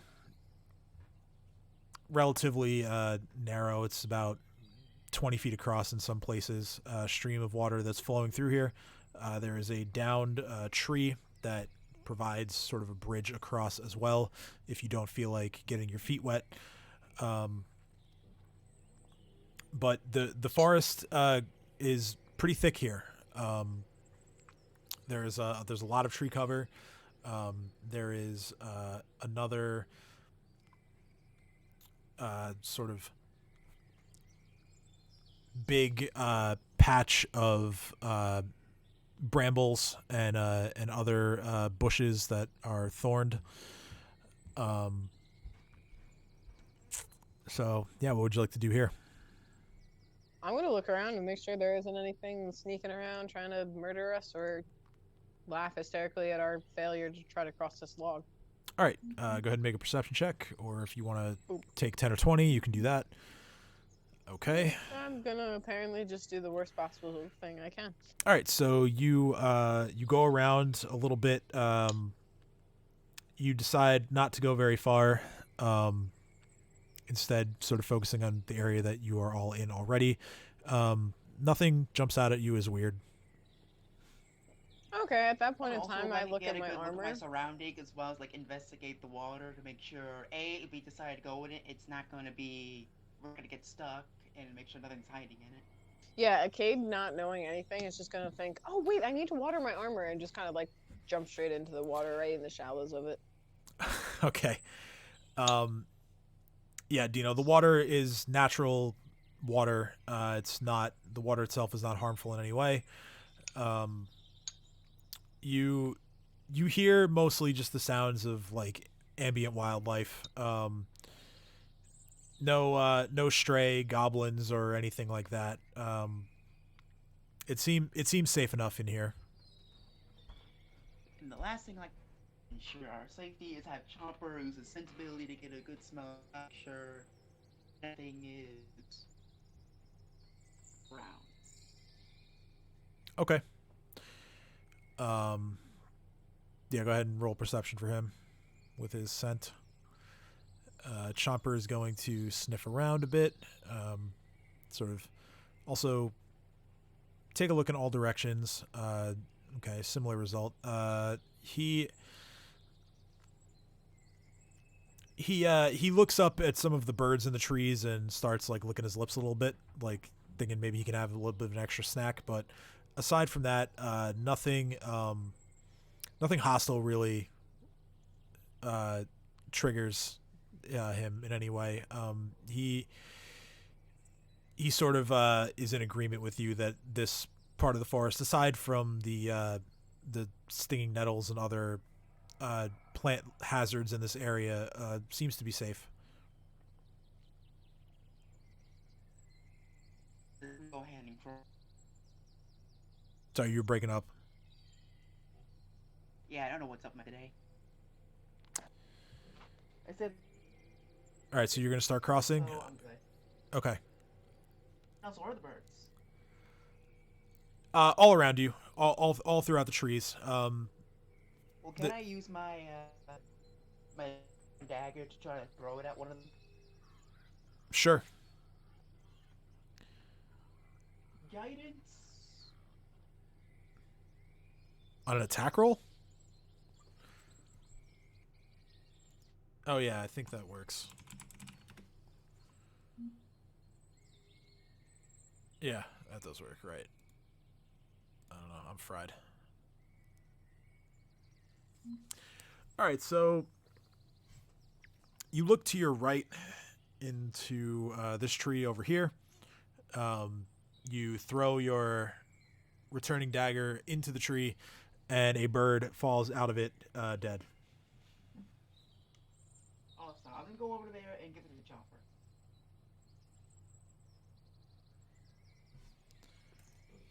Okay. Yeah, Chopper happily accepts this snack.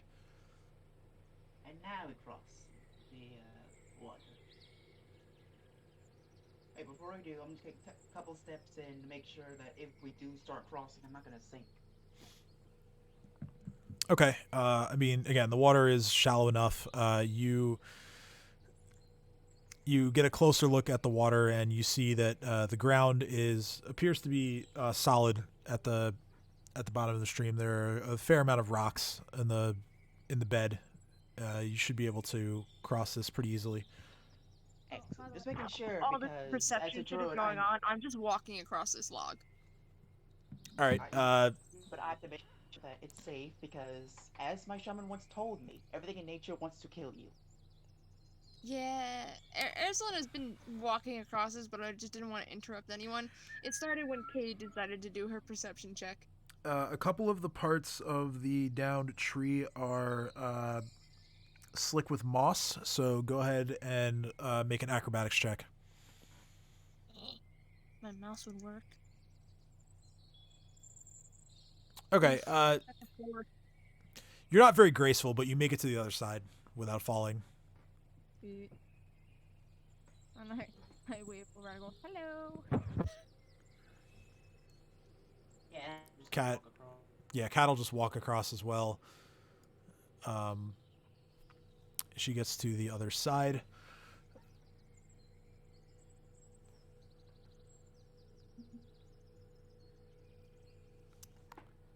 It's like fucking starving, and he's getting the food all over my bed. Like, bro. Well, it's better than Ember. I've just been told that Ember threw up some paper towels. I don't even know when she would have gotten those. But What? yeah, I don't know. Is Dream walking across the log, or is he going across the wood, the lake? I mean, you must be attempting River to thing. walk across the log if he's rolling that. So yeah, Dream, Hands effortless. in pockets, walks across it. Yeah, just goes off for a little stroll across the log, effortlessly making it to the other side. Feels good, man. I should say so. All right, so Cade, you're crossing as well, or? Oh, Cade was flopping around in the water, so. Oh, right. Yeah, you were kind of just like a puppy splashing around in a puddle, making sure to get. I was like get, watering the armor. Get your armor nice and wet, and yeah. So, given the flow of this stream, I would say it takes a few minutes, but it seems like the vines on it are sufficiently watered for the day. All right. As you finish crossing the stream, you have a few different pathways in front of you. Go ahead and make another round of survival checks, please. I don't even know why I try. You don't know why you try. I'm just following Dino. Apparently, I'm doing terrible, guys. All right, so Dream succeeds, and Cat succeeds, and Dino succeeds by enough that he actually is able to locate a hidden pathway that is up here. Now the pathway is even more covered in brambles and other things, but I mean they all are. This one is just especially so. Dino, knowing that he can go through it without any difficulty, at least also in your estimation, you figured this is the way to go to get into the Thistletop area. Hey, I wonder when the bramble. I can go through it without an issue. Can I clear it to enough to where it should be much easier for everyone else? As in, like, Cutting. kind of like makeshift like machete with your scimitar? Or Yeah. okay, yeah, you can certainly do that. Go ahead and just give me like a few attack rolls, just to sort of like hack your way through. Okay. All right. One more. Okay. So yeah, you make the path about as adequate as the other ones that are here. Your allies will still be at a little bit of risk going through, but not as much as they would have been otherwise.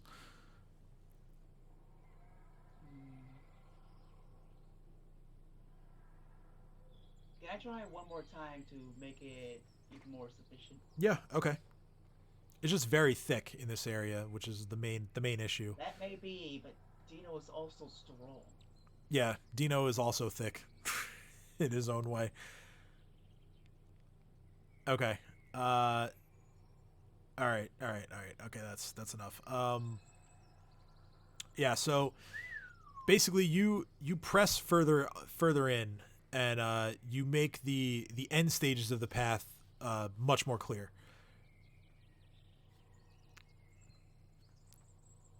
Alright, comrades, that's about as good as it's gonna get.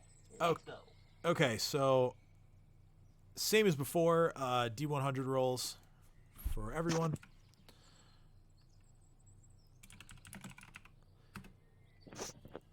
Okay, Urslan is safe this time. Cat is safe. Chopper is safe.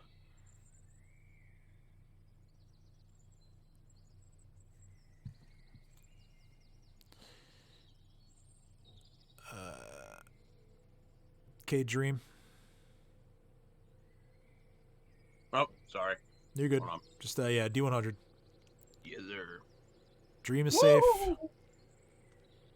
Okay, you all safely make it through. Yeah. Only had to beat a 30. All right, so you now find yourselves.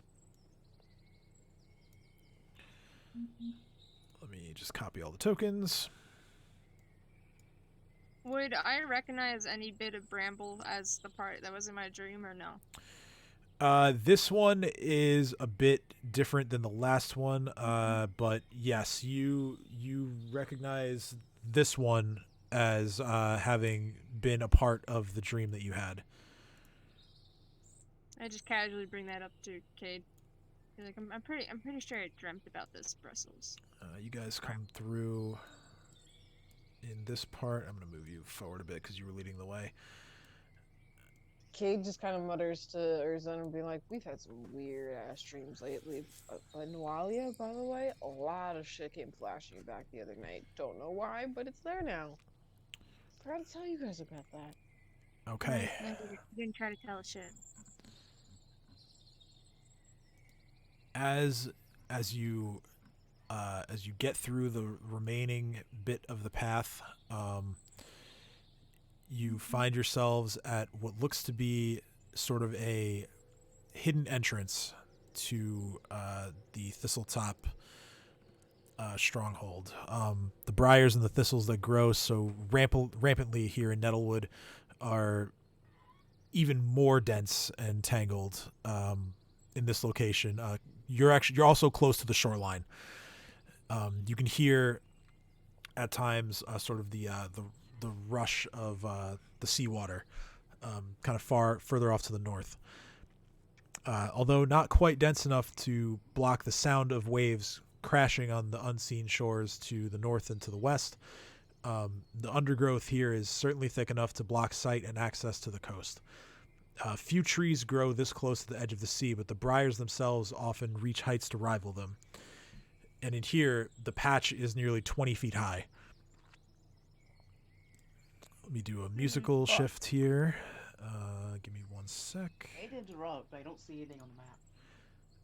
You're at the bottom of the map. Yeah, it's all.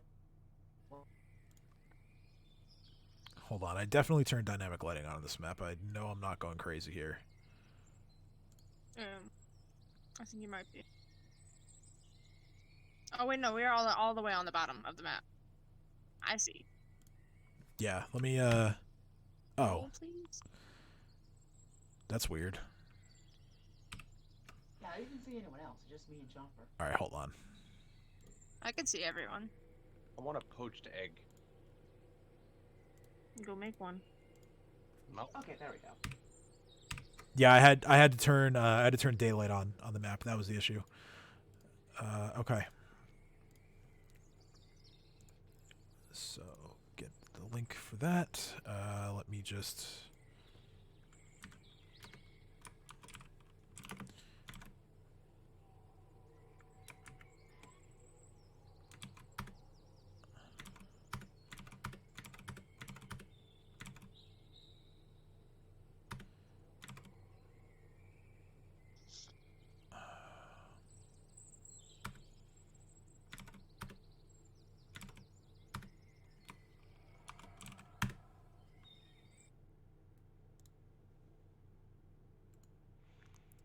You're gonna have to turn up rhythm for this one. Hit him with the rhythm.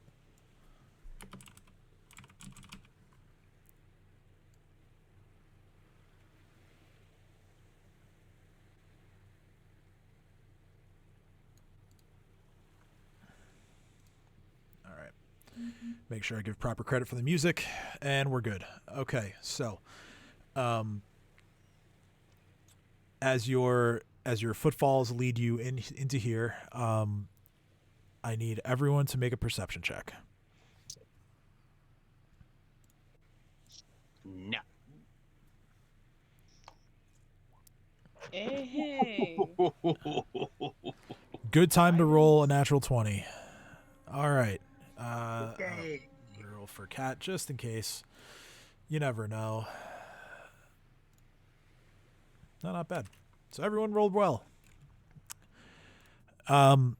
So with the noises around you, sort of lessening as you get close. Again, you're hearing like the seawater that you can't see it, but you know it's there. Amidst all of that, Jareem, you hear someone whispering towards you, to your right. It's about 50 feet away from you.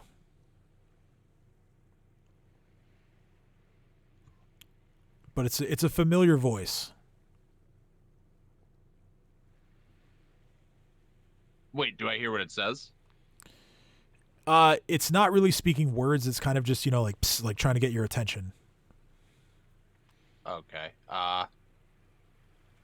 Yes. Hello? Why are you yelling? Why are you calling out to him? Hearing So we just hear Jareem screaming out to nothing, and we're all just standing here like, hearing your voice, the person whispering steps out into the open, knowing that it's friendly, and it's Shalelu. oh. She walks up and sees all of you standing there, and she says, "Good. I'm glad you've all made it. I've been staking out the fortress just to see what's been going on inside. Also waiting for some friendly faces to arrive like yourselves." Oh, we're the friendliest faces around. "I'm glad you're here. Gods know I can't take this place by myself." Nonsense. We were just leaving.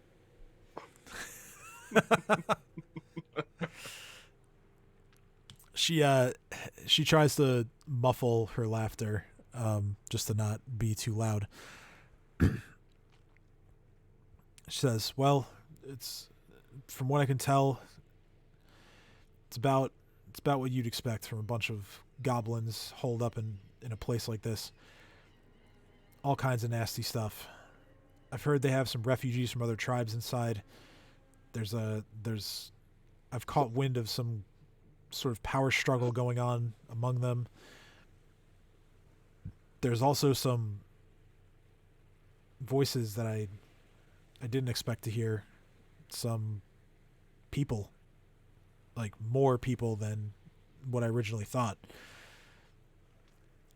Your guy that got shipped off today, it's not just him and his lover that are in there.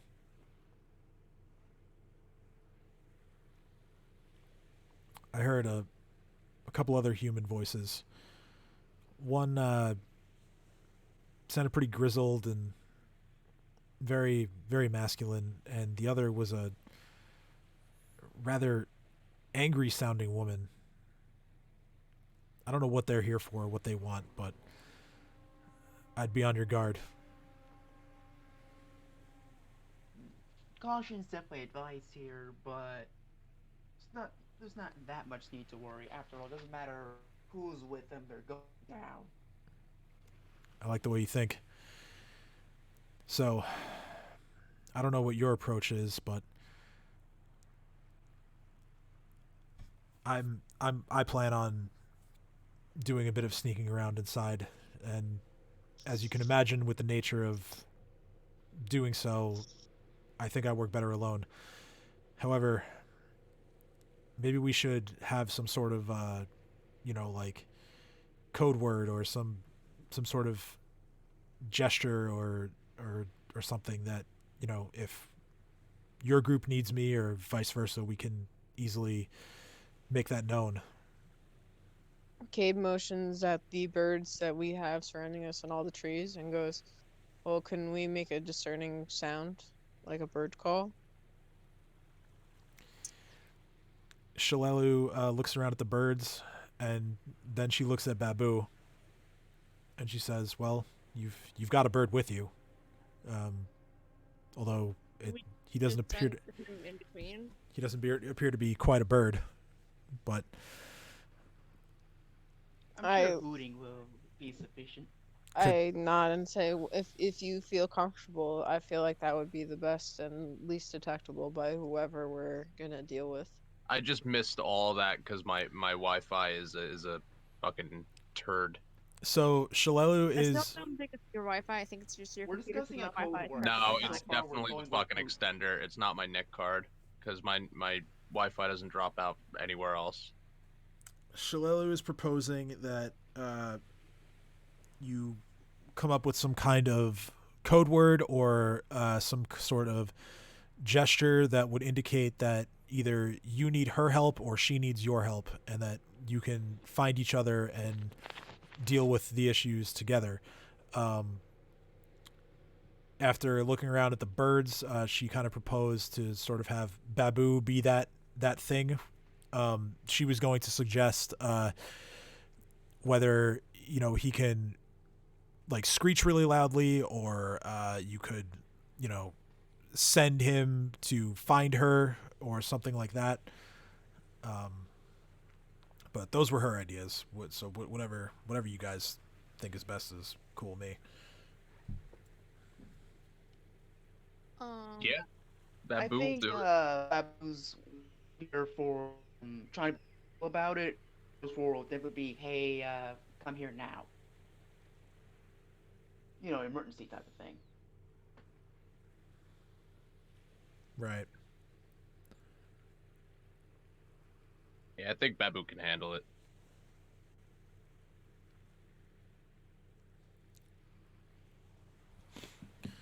Well, okay, then that's settled. You'll find, she points to this sort of stack of brambles and branches and other plant matter directly in front of you. She says, well, there's your best entrance. Do you want to go in first, or should I head in and take up a position somewhere? I'd suggest you go first, because stealth really isn't my thing. She says, very well. Okay, let me make a stealth roll for her. Can I cast guidance on her? Sure. Guidance? Do I get to be stealthy? In a minute. Yeah. That is with your after, guidance. That is a 35. So, Oh, damn. yeah, she has a plus 15. So she rolled a natural 19. Oh, so she's on par of Babu. Essentially, yes. She has she's a good amount of class levels. So she is going to proceed inwards. Once she passes this initial barrier, you don't even hear her footsteps. Like, she is quiet. Like, she is just going to move in and scramble. She's going to scramble up one of the trees not that far in and is going to take up a position there and just hide for now.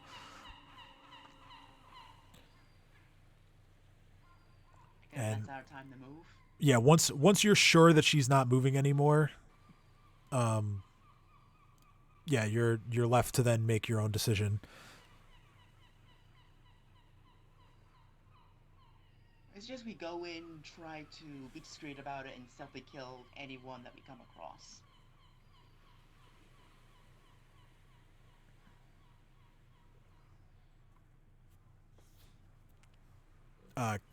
Kat sort of just gives you a nod to acknowledge your plan. What say the rest of you?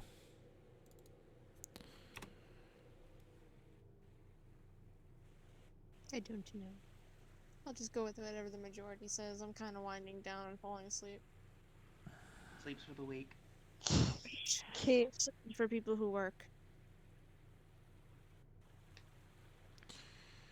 Cade wants to go quietly. Alright, stealthy it is. All right, yeah, seems like the stealthy approach is what you guys want to do. So we can do that. All right, let me look at the... Here we go. Terrible with stealth, but I feel like it's a smarter option. All right, so you all step over the branches and other plant matter that is stacked in front of you. Dino does so without any issue at all. Let's see here if there's anything that I have to make you roll for that.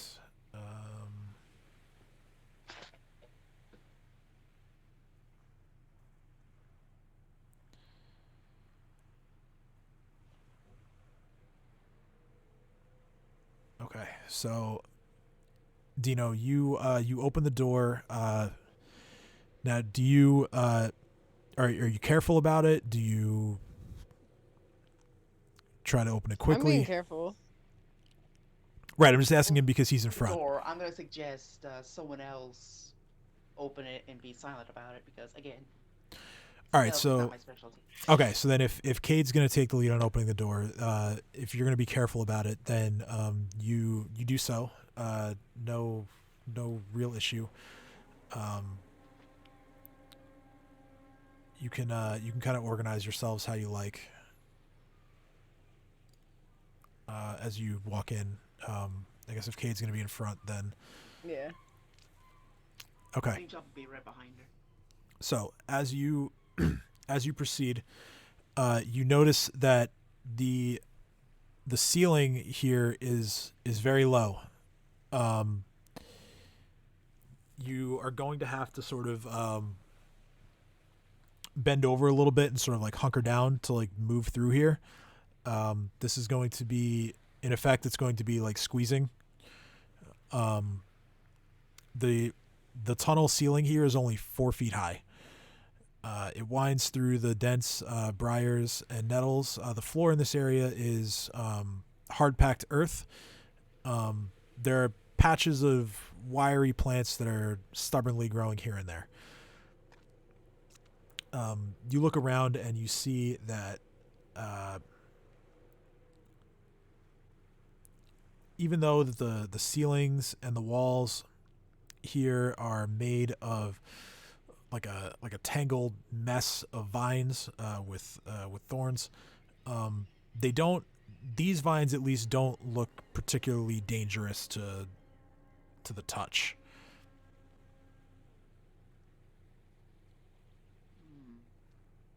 Alright.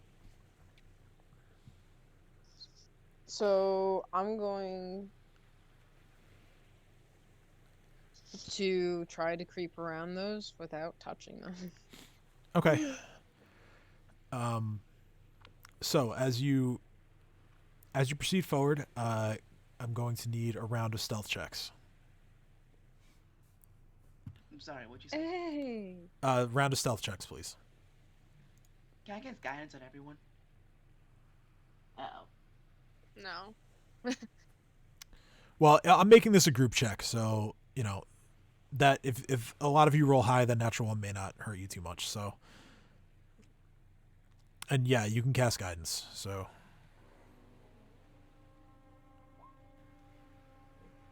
all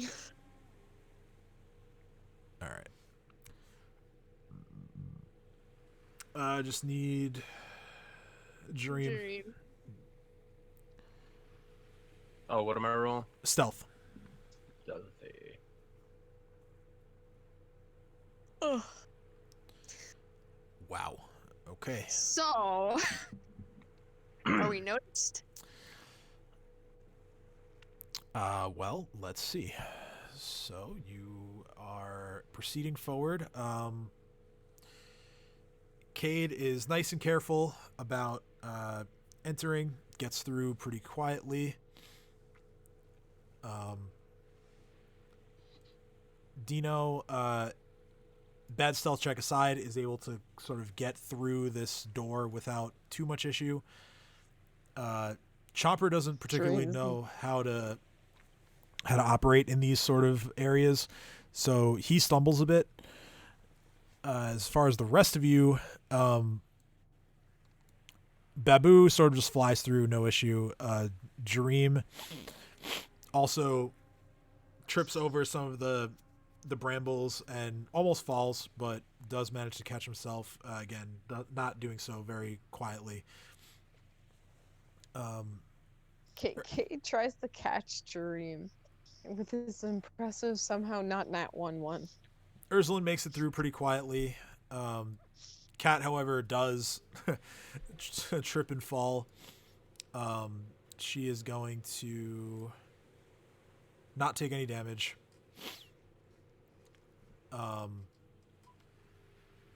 As far as whether or not you're heard, I'm going to have to make a couple checks for that, but let's see. If they roll anything above, they're gonna catch us. Well, some of these things are also like a good distance away from you, so That's all. have to take that into consideration as well. Shalelu, who's not far away, definitely heard everything.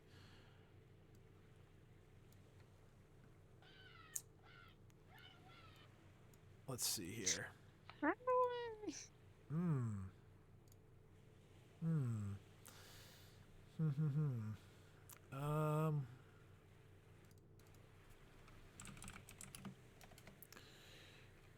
I'm going to give a perception check to Ursuline and Cade for this because they didn't totally botch the stealth check. Well, I botched that. That's not terrible. Cade, it's up to you to notice things with your. Never mind. Okay. I want to point out that my natural roll was lower than yours, Cade.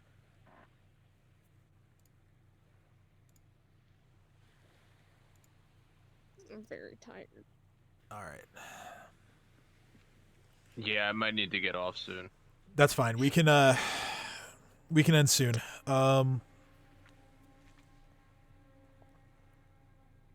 You don't hear anything.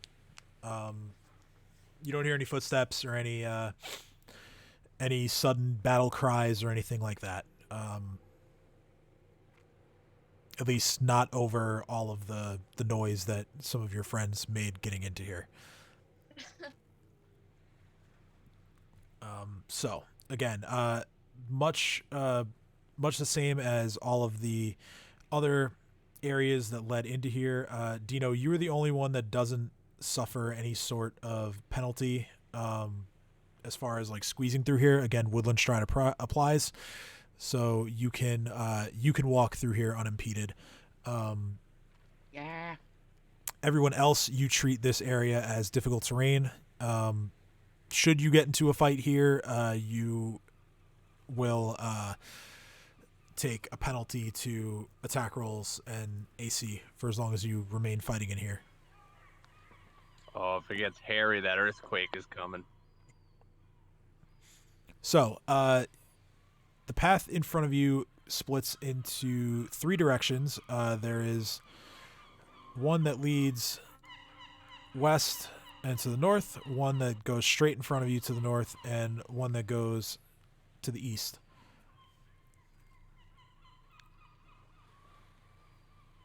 My recommendation is left. Yeah, no, you're always about going left. Cade shrugs and says, "You know what? Why not? Left." Onwards, Cade. And then kind of moves past Ursulin and Dino and goes left. Okay. So you kind of hunker down some more as you prepare to move on through this area. Again, Dino without penalty. Everyone else half speed, basically. You eventually get to a bit more of an opening where you can stand upright again. That's going to be sort of at this when it gets wider up here. You notice that again the path splits once more, east and west. Down the western path, Ursulin, since you moved up there, you can just barely make out that there looks to be another one of those sort of thistle doors closing off the path in that direction. I just moved ahead thinking that Dino and Cade would be in front of me. Yeah, no, they are.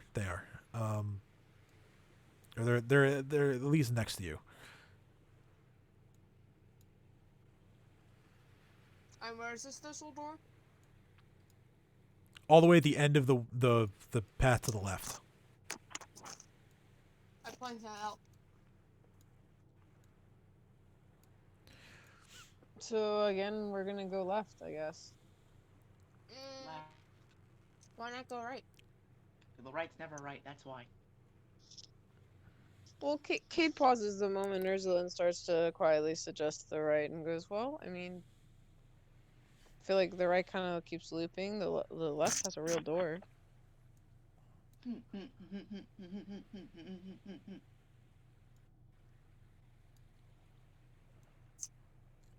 And at this point, then decides to start trudging forward to the right. Ag. All right. Go ahead and everyone make another. Well, actually, how are you proceeding? I shouldn't just ask for checks. So how, like, Quiet. Well, we've been quiet this whole time, so Cade's gonna go first. right? So, Okay. it's Okay. quietly... So then, yeah, everyone make a stealth check. Can I cast guidance on everyone again? Yep.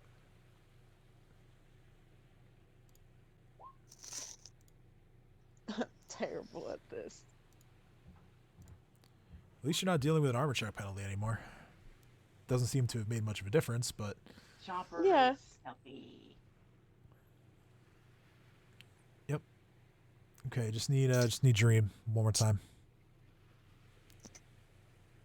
for a stealth roll, please, sir.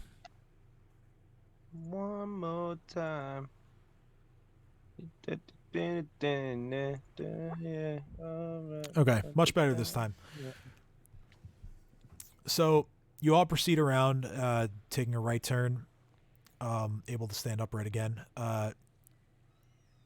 You feel like you've been quiet as a group. Eventually, you get to another sort of split in the path where you can proceed further to the right, or there appears to be an opening to your left that leads into a larger chamber.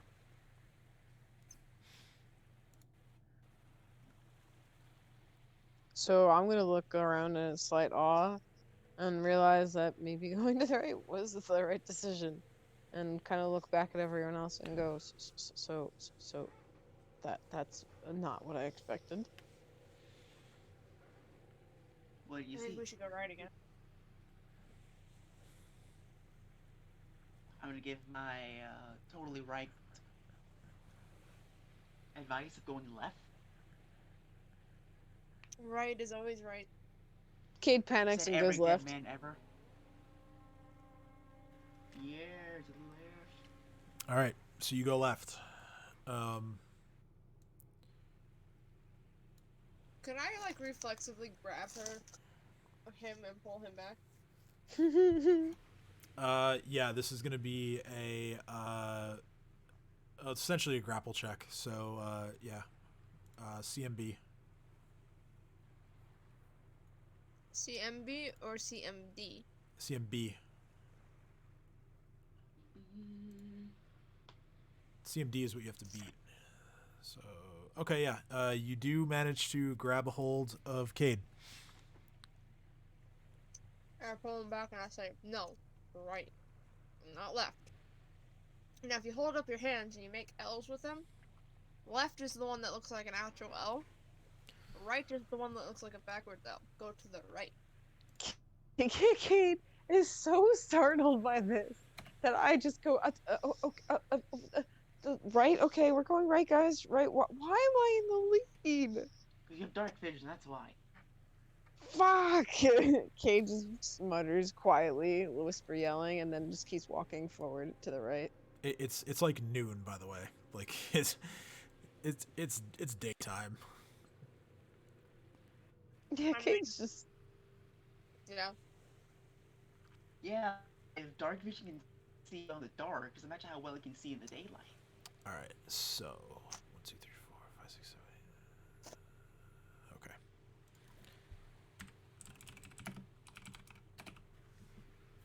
As you move forward some more, and Urzulin convinces Cade to go to the right. Go ahead and make another round of stealth checks, please.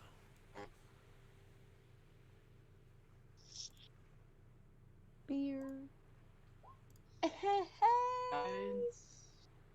Oh, cat.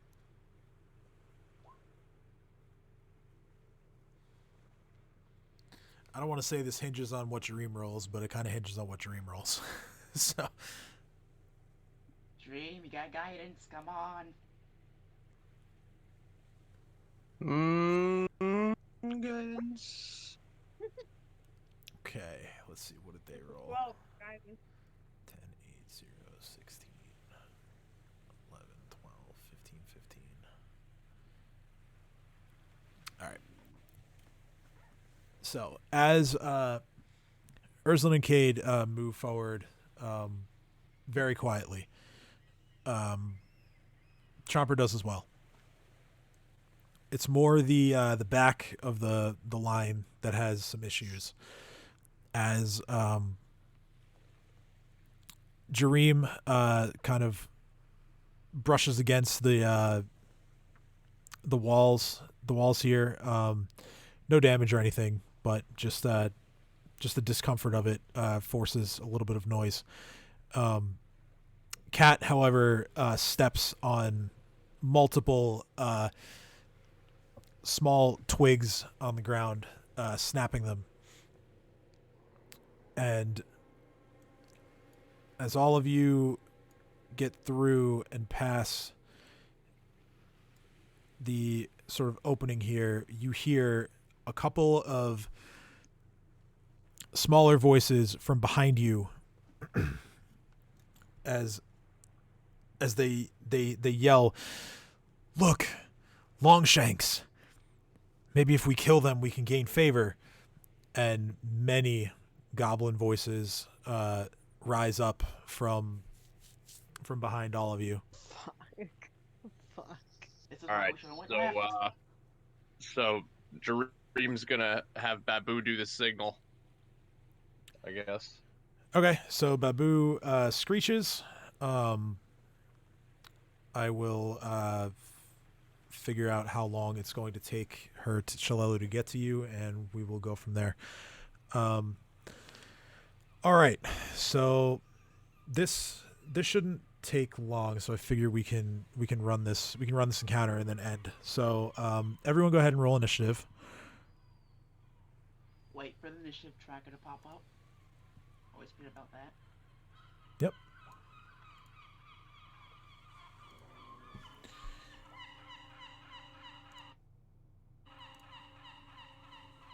I thought that was outside my window. Imagine. All right, so initiative. Thought the lighthouse, that motherfucker. Oh, what the fuck? Oh, whoops, I'm on the wrong layer.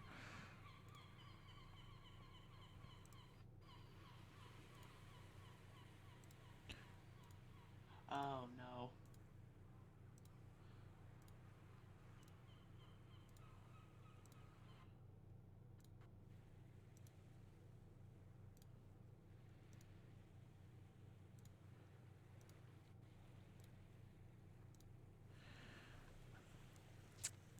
Okay, and then I have to make one roll for Shalelu.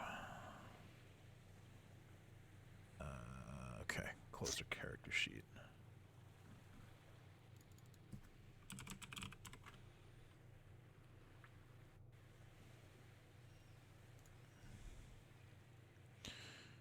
Okay.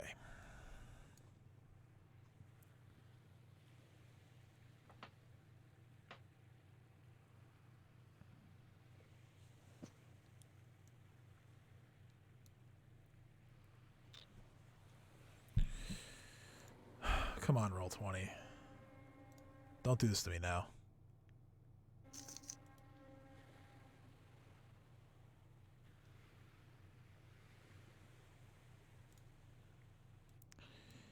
All right, you're doing this to me now.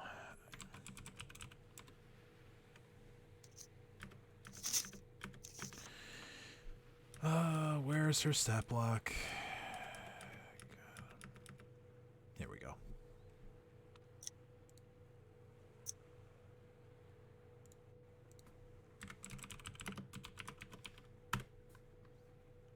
Okay, she rolled pretty well.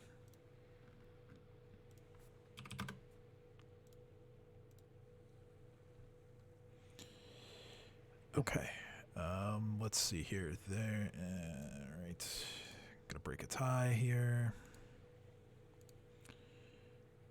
Okay, yep, she goes before them. Ursulin actually is going to go before all of that nonsense. Okay. Dino goes before Jareem. All right. Just gotta put Cat in the order, and then we're good to go. Is it okay if I hop off during X? I'm tired and I gotta get up. Yeah, I mean, again, this Yep. this shouldn't take long, but it's fine. If you have to go, you have to go. Okay, so. Just have me shoot some shit and always go right. Yep. Okay, so Even though those guys what God in 4 this of the situation. goblins. Okay. All right, so 4 of these goblins are going to rush forward. Very eager to get into the fight and engage all of you. The first one is going to get up next to Cat and try and take a slash with.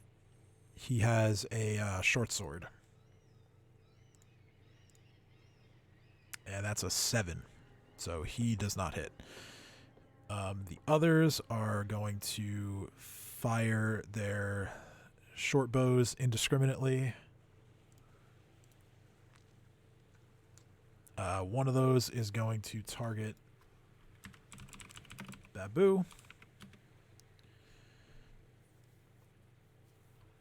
Babu is going to take 2 points of damage. Cat's going to take 3 points of damage.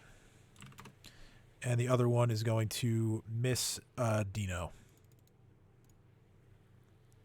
Yes. It's Ursulin's turn. I was told to shoot stuff, so she's going to push past. And is going to fire her blunderbuss at the first goblin she sees. And that is a miss. Wait, their touch AC is higher than 15? Oh, right. I'm sorry. It's been a bit of a layoff, 9-day layoff here. Yeah, okay. You're right. That's a hit. And she actually blows that one away. That was like one of the weaker ones in the group. So she just blasts it like backwards into like the nettles. Nice.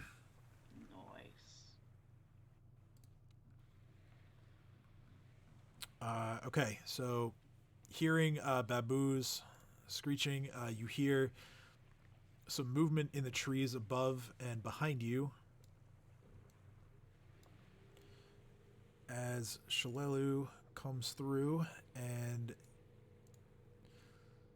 she is going to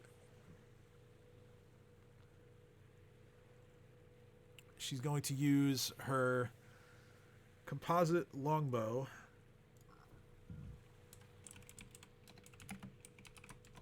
and fire a shot into the crowd of goblins.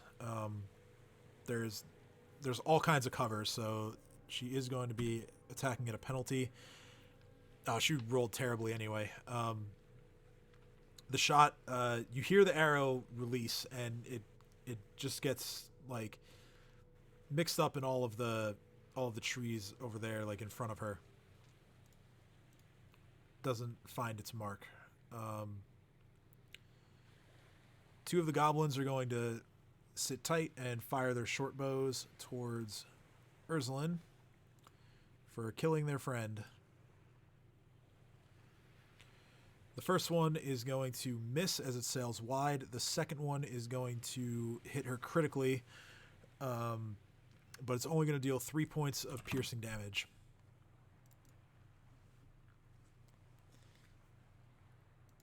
It is Cat's turn. Cat is going to pull out her shiny new rapier and take a swing at the goblin that is next to her.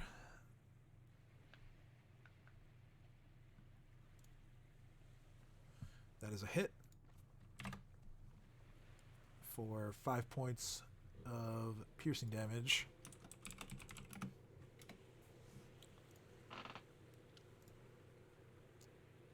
Another goblin is going to fire a short bow shot towards Ursulin. That's going to miss, and it's now Dino's turn. Interesting. Alright, I'm just gonna walk forward a little bit. So Okay. you can see all the goblins. Right. I'm gonna say, have they met before? You take a look at these goblins, and you notice that they are... No. I'm asking them, have they met before? I don't understand what you're asking me. I'm asking the goblins, hey, have they met before? I'm hoping that one is gonna ask, have we met what? Oh, okay, Something sure. like that. Yeah, I'll play along, and they'll say, you do notice, by the way, that these goblins appear to be of a different tribe. They have different sort of gear. They have sort of like bird skulls and like other like, you know, bird bones and like body parts like adorning their equipment.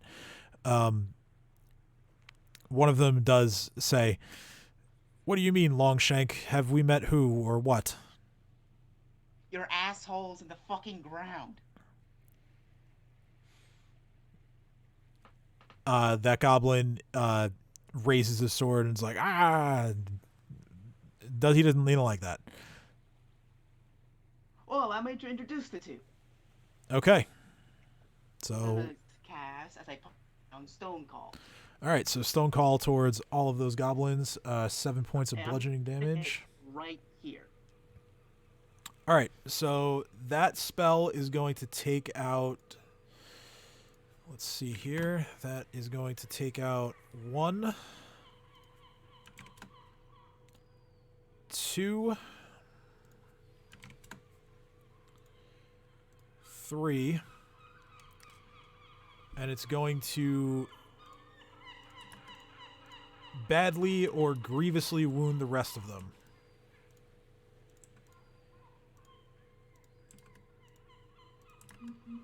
See what I mean?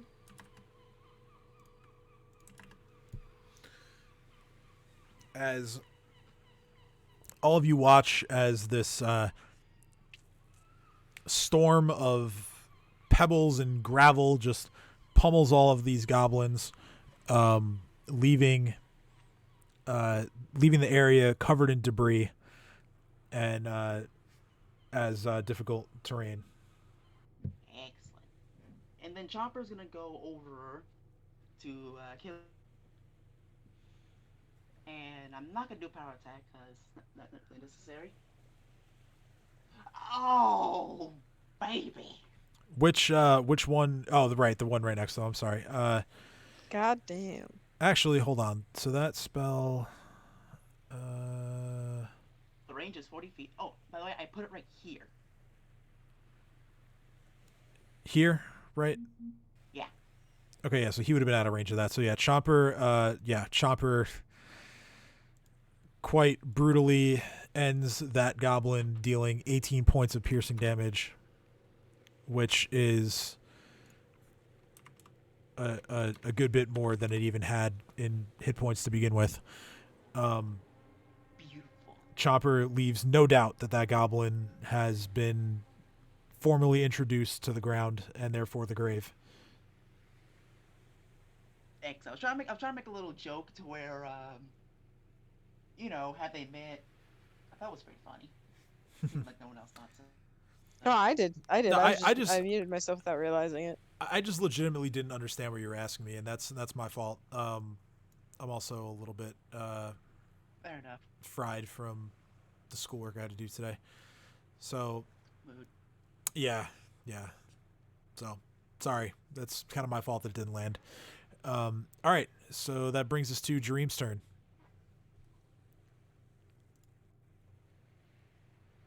That guy is dead. Okie That guy is dokie. dead. Alright. That guy's dead. Start ticking Dream's off. gonna take some movement. I'm just gonna go here. And is Burning Hands ranged, or is that melee? I think it's a cone, I'm so pretty it's sure it's ranged. It's a cone. Okay. yeah, it's like short range. So, yeah, Dream's just gonna stick a finger gun out at him. He's gonna go. All right.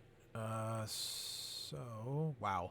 All right, 15-foot cone. So that is gonna target 1, 2. All right, just the 2 in the front. Okay. I don't really even need to make the reflex saves given how many hit points they have, but let's do it anyway just for fun. Natural 20.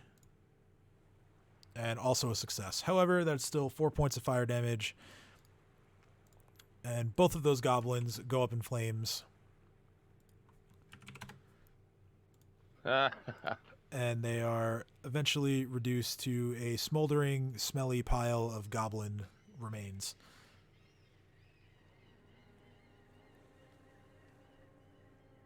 And then Babu's gonna go in for the kill on this boy right here.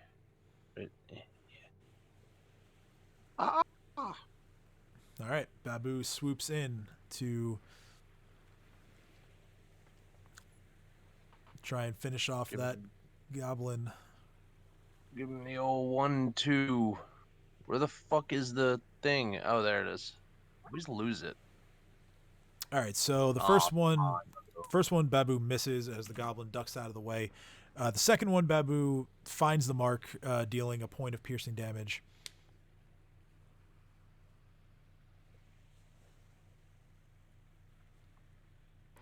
All right. Cade. All right. So Cade's going to look at the pile of bodies and try to maneuver to find one that's still alive. And Okay. there's one I see right, turn my head. Is that one right behind me? That's Shalelu. That's Shalelu. I zoomed in. Okay, cool. The little circle made me confused. So I'm going to move past Dino and Ursulin and try to see if there's anything I can see. And that's Okay. literally all my movement. Boom. So, using all my movement, I realized that there's still one goblin chilling alive in that little corner. Actually, Here there's and two. Just here. that Babu is just sitting on top of him. Well, I know. I'm saying that there was another one in that corner that I didn't see before. Yeah, Babu is literally on top of one, and there's 3 left. So, I'm going to just shoot the one in this corner with my crossbow. All right. 12. That's going to miss, unfortunately, as the goblin is able to just step out of the way, barely, as more of an act of self-preservation than anything else. And then I have my turn, because that's literally all I can do. All right. This last goblin here is going to try and hit Babu with his short sword. Okay, that would hit, so gotta make Babu's blur check. And okay. Babu takes 1 point of piercing damage from the hit. Yeah, it's not too bad. Top of the round, Ursulin's turn. She's going to move forward, and she's going to blast away the one in the corner.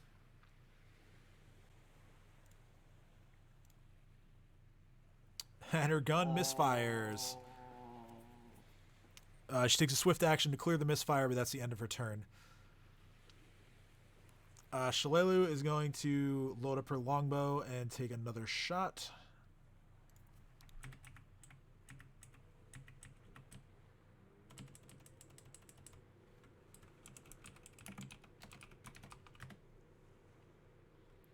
Okay, that is a 26 to hit. And that is going to... I mean, let's be honest, it's going to kill whatever it hits, but let's see what the damage is.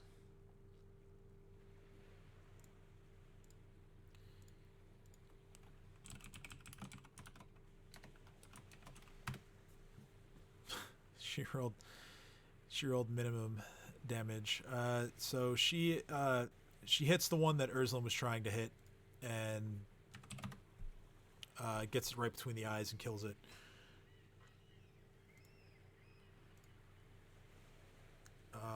Next is the one that Babu is currently on top of. Just like legit perched on the goblin. It's gonna try and swing its short sword at Babu to try and like shoo him away. That is okay. That's gonna make me roll another blur check. Okay, this time he swings the short sword pretty confidently at Babu. The sword goes right through Babu and no effect.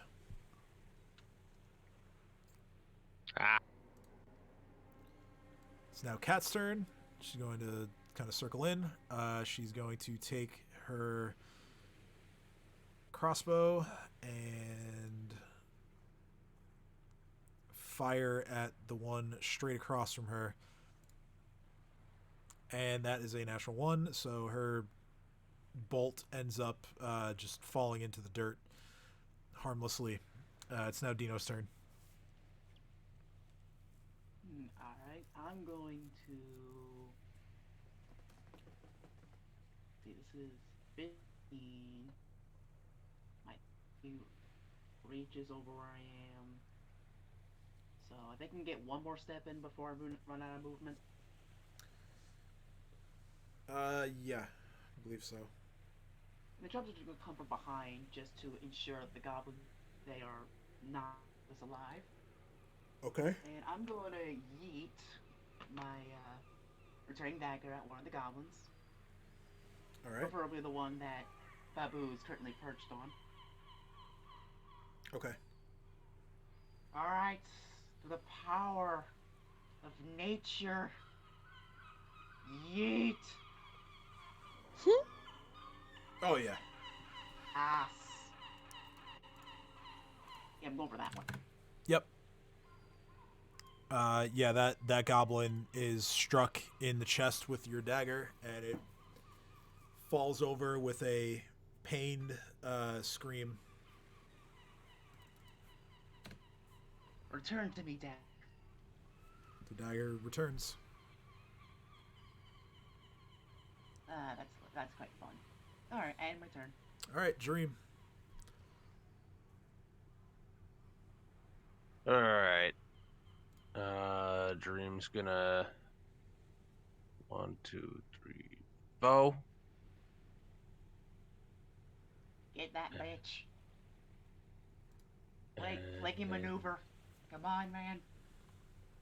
Wait, what does Touch of the Grave do again? It's a damaging spell like ability.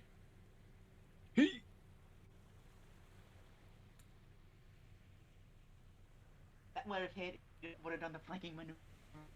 Yeah, that's gonna miss as your touch attack. You touch the goblin, but you're touching nothing but armor, and you don't hit the right place to bring this goblin to the grave.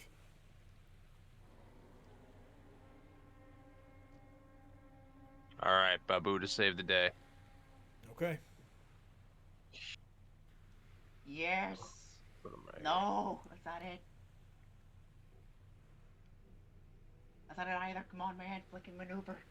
It never I mean, fails. he's attacking from the side. That's good enough for me, I think. So.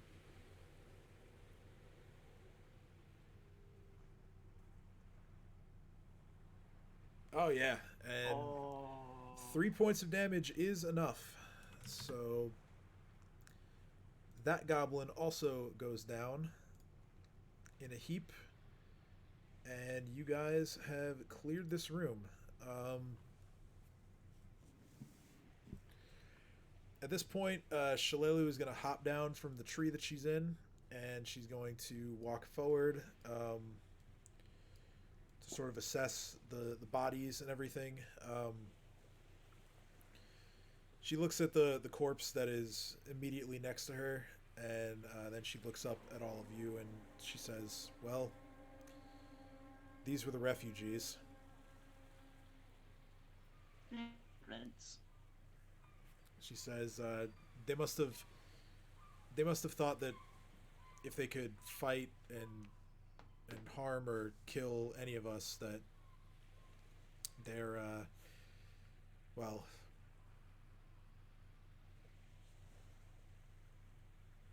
captors, I guess,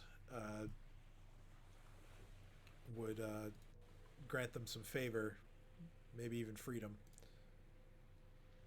Safe to say, however, considering the fact they are goblins and on the enemy side, I quite don't care what they're going through.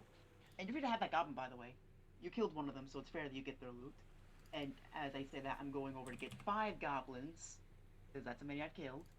And Kate just kind of shrugs her piss and goes, well, I got nothing in this basket because I killed none of them. I don't even think I hit one of them. Well, you'll be thrilled to know that, again, these are refugees, so all they have is their gear.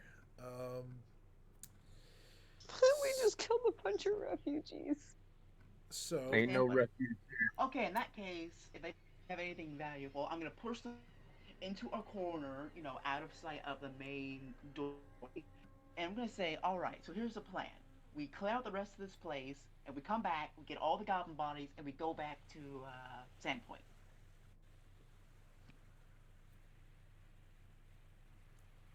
Shalelu says, well, why? You see, there's certain someone in town who pays a pretty penny for goblins. She says, "Oh, right, Davrin. Kind of forgot about him. I haven't really had use for the stables. I don't really travel by horseback much. But sure, I mean, given how many there probably are in here, it's gonna take you a few trips." Nah, we'll just fold them all. Whatever you say. I am gonna have to get off at this point, though, Yeah. guys. We can so- we can call it here. As far as for like what they actually have on them, it's basically just there are 10 of them, so 10 short swords, 10 short bows, and I think they're all wearing leather armor. So you find a few arrows amongst all of them. That's probably the only other thing. I'd say probably about 50 arrows total between all of them.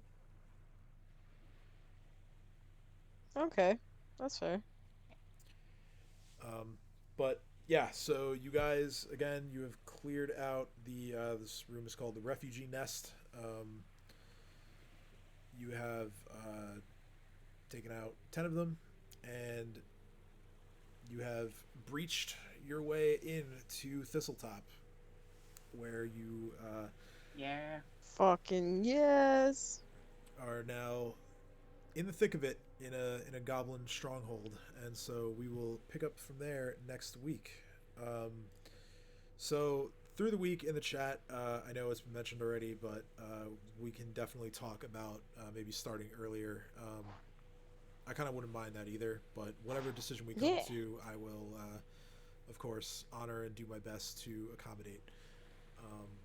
So, as always, thank you for watching. If you're watching from home, thank you for joining us tonight. We always appreciate the viewership, and we appreciate your company, and we hope to see you back here next week when we will continue our run through Thistletop. So have a good night and weekend, and if you're in an area with a lot of snowfall, stay safe. We love all of you guys. Take care. Bye This has been bye. brought to you by NordVPN.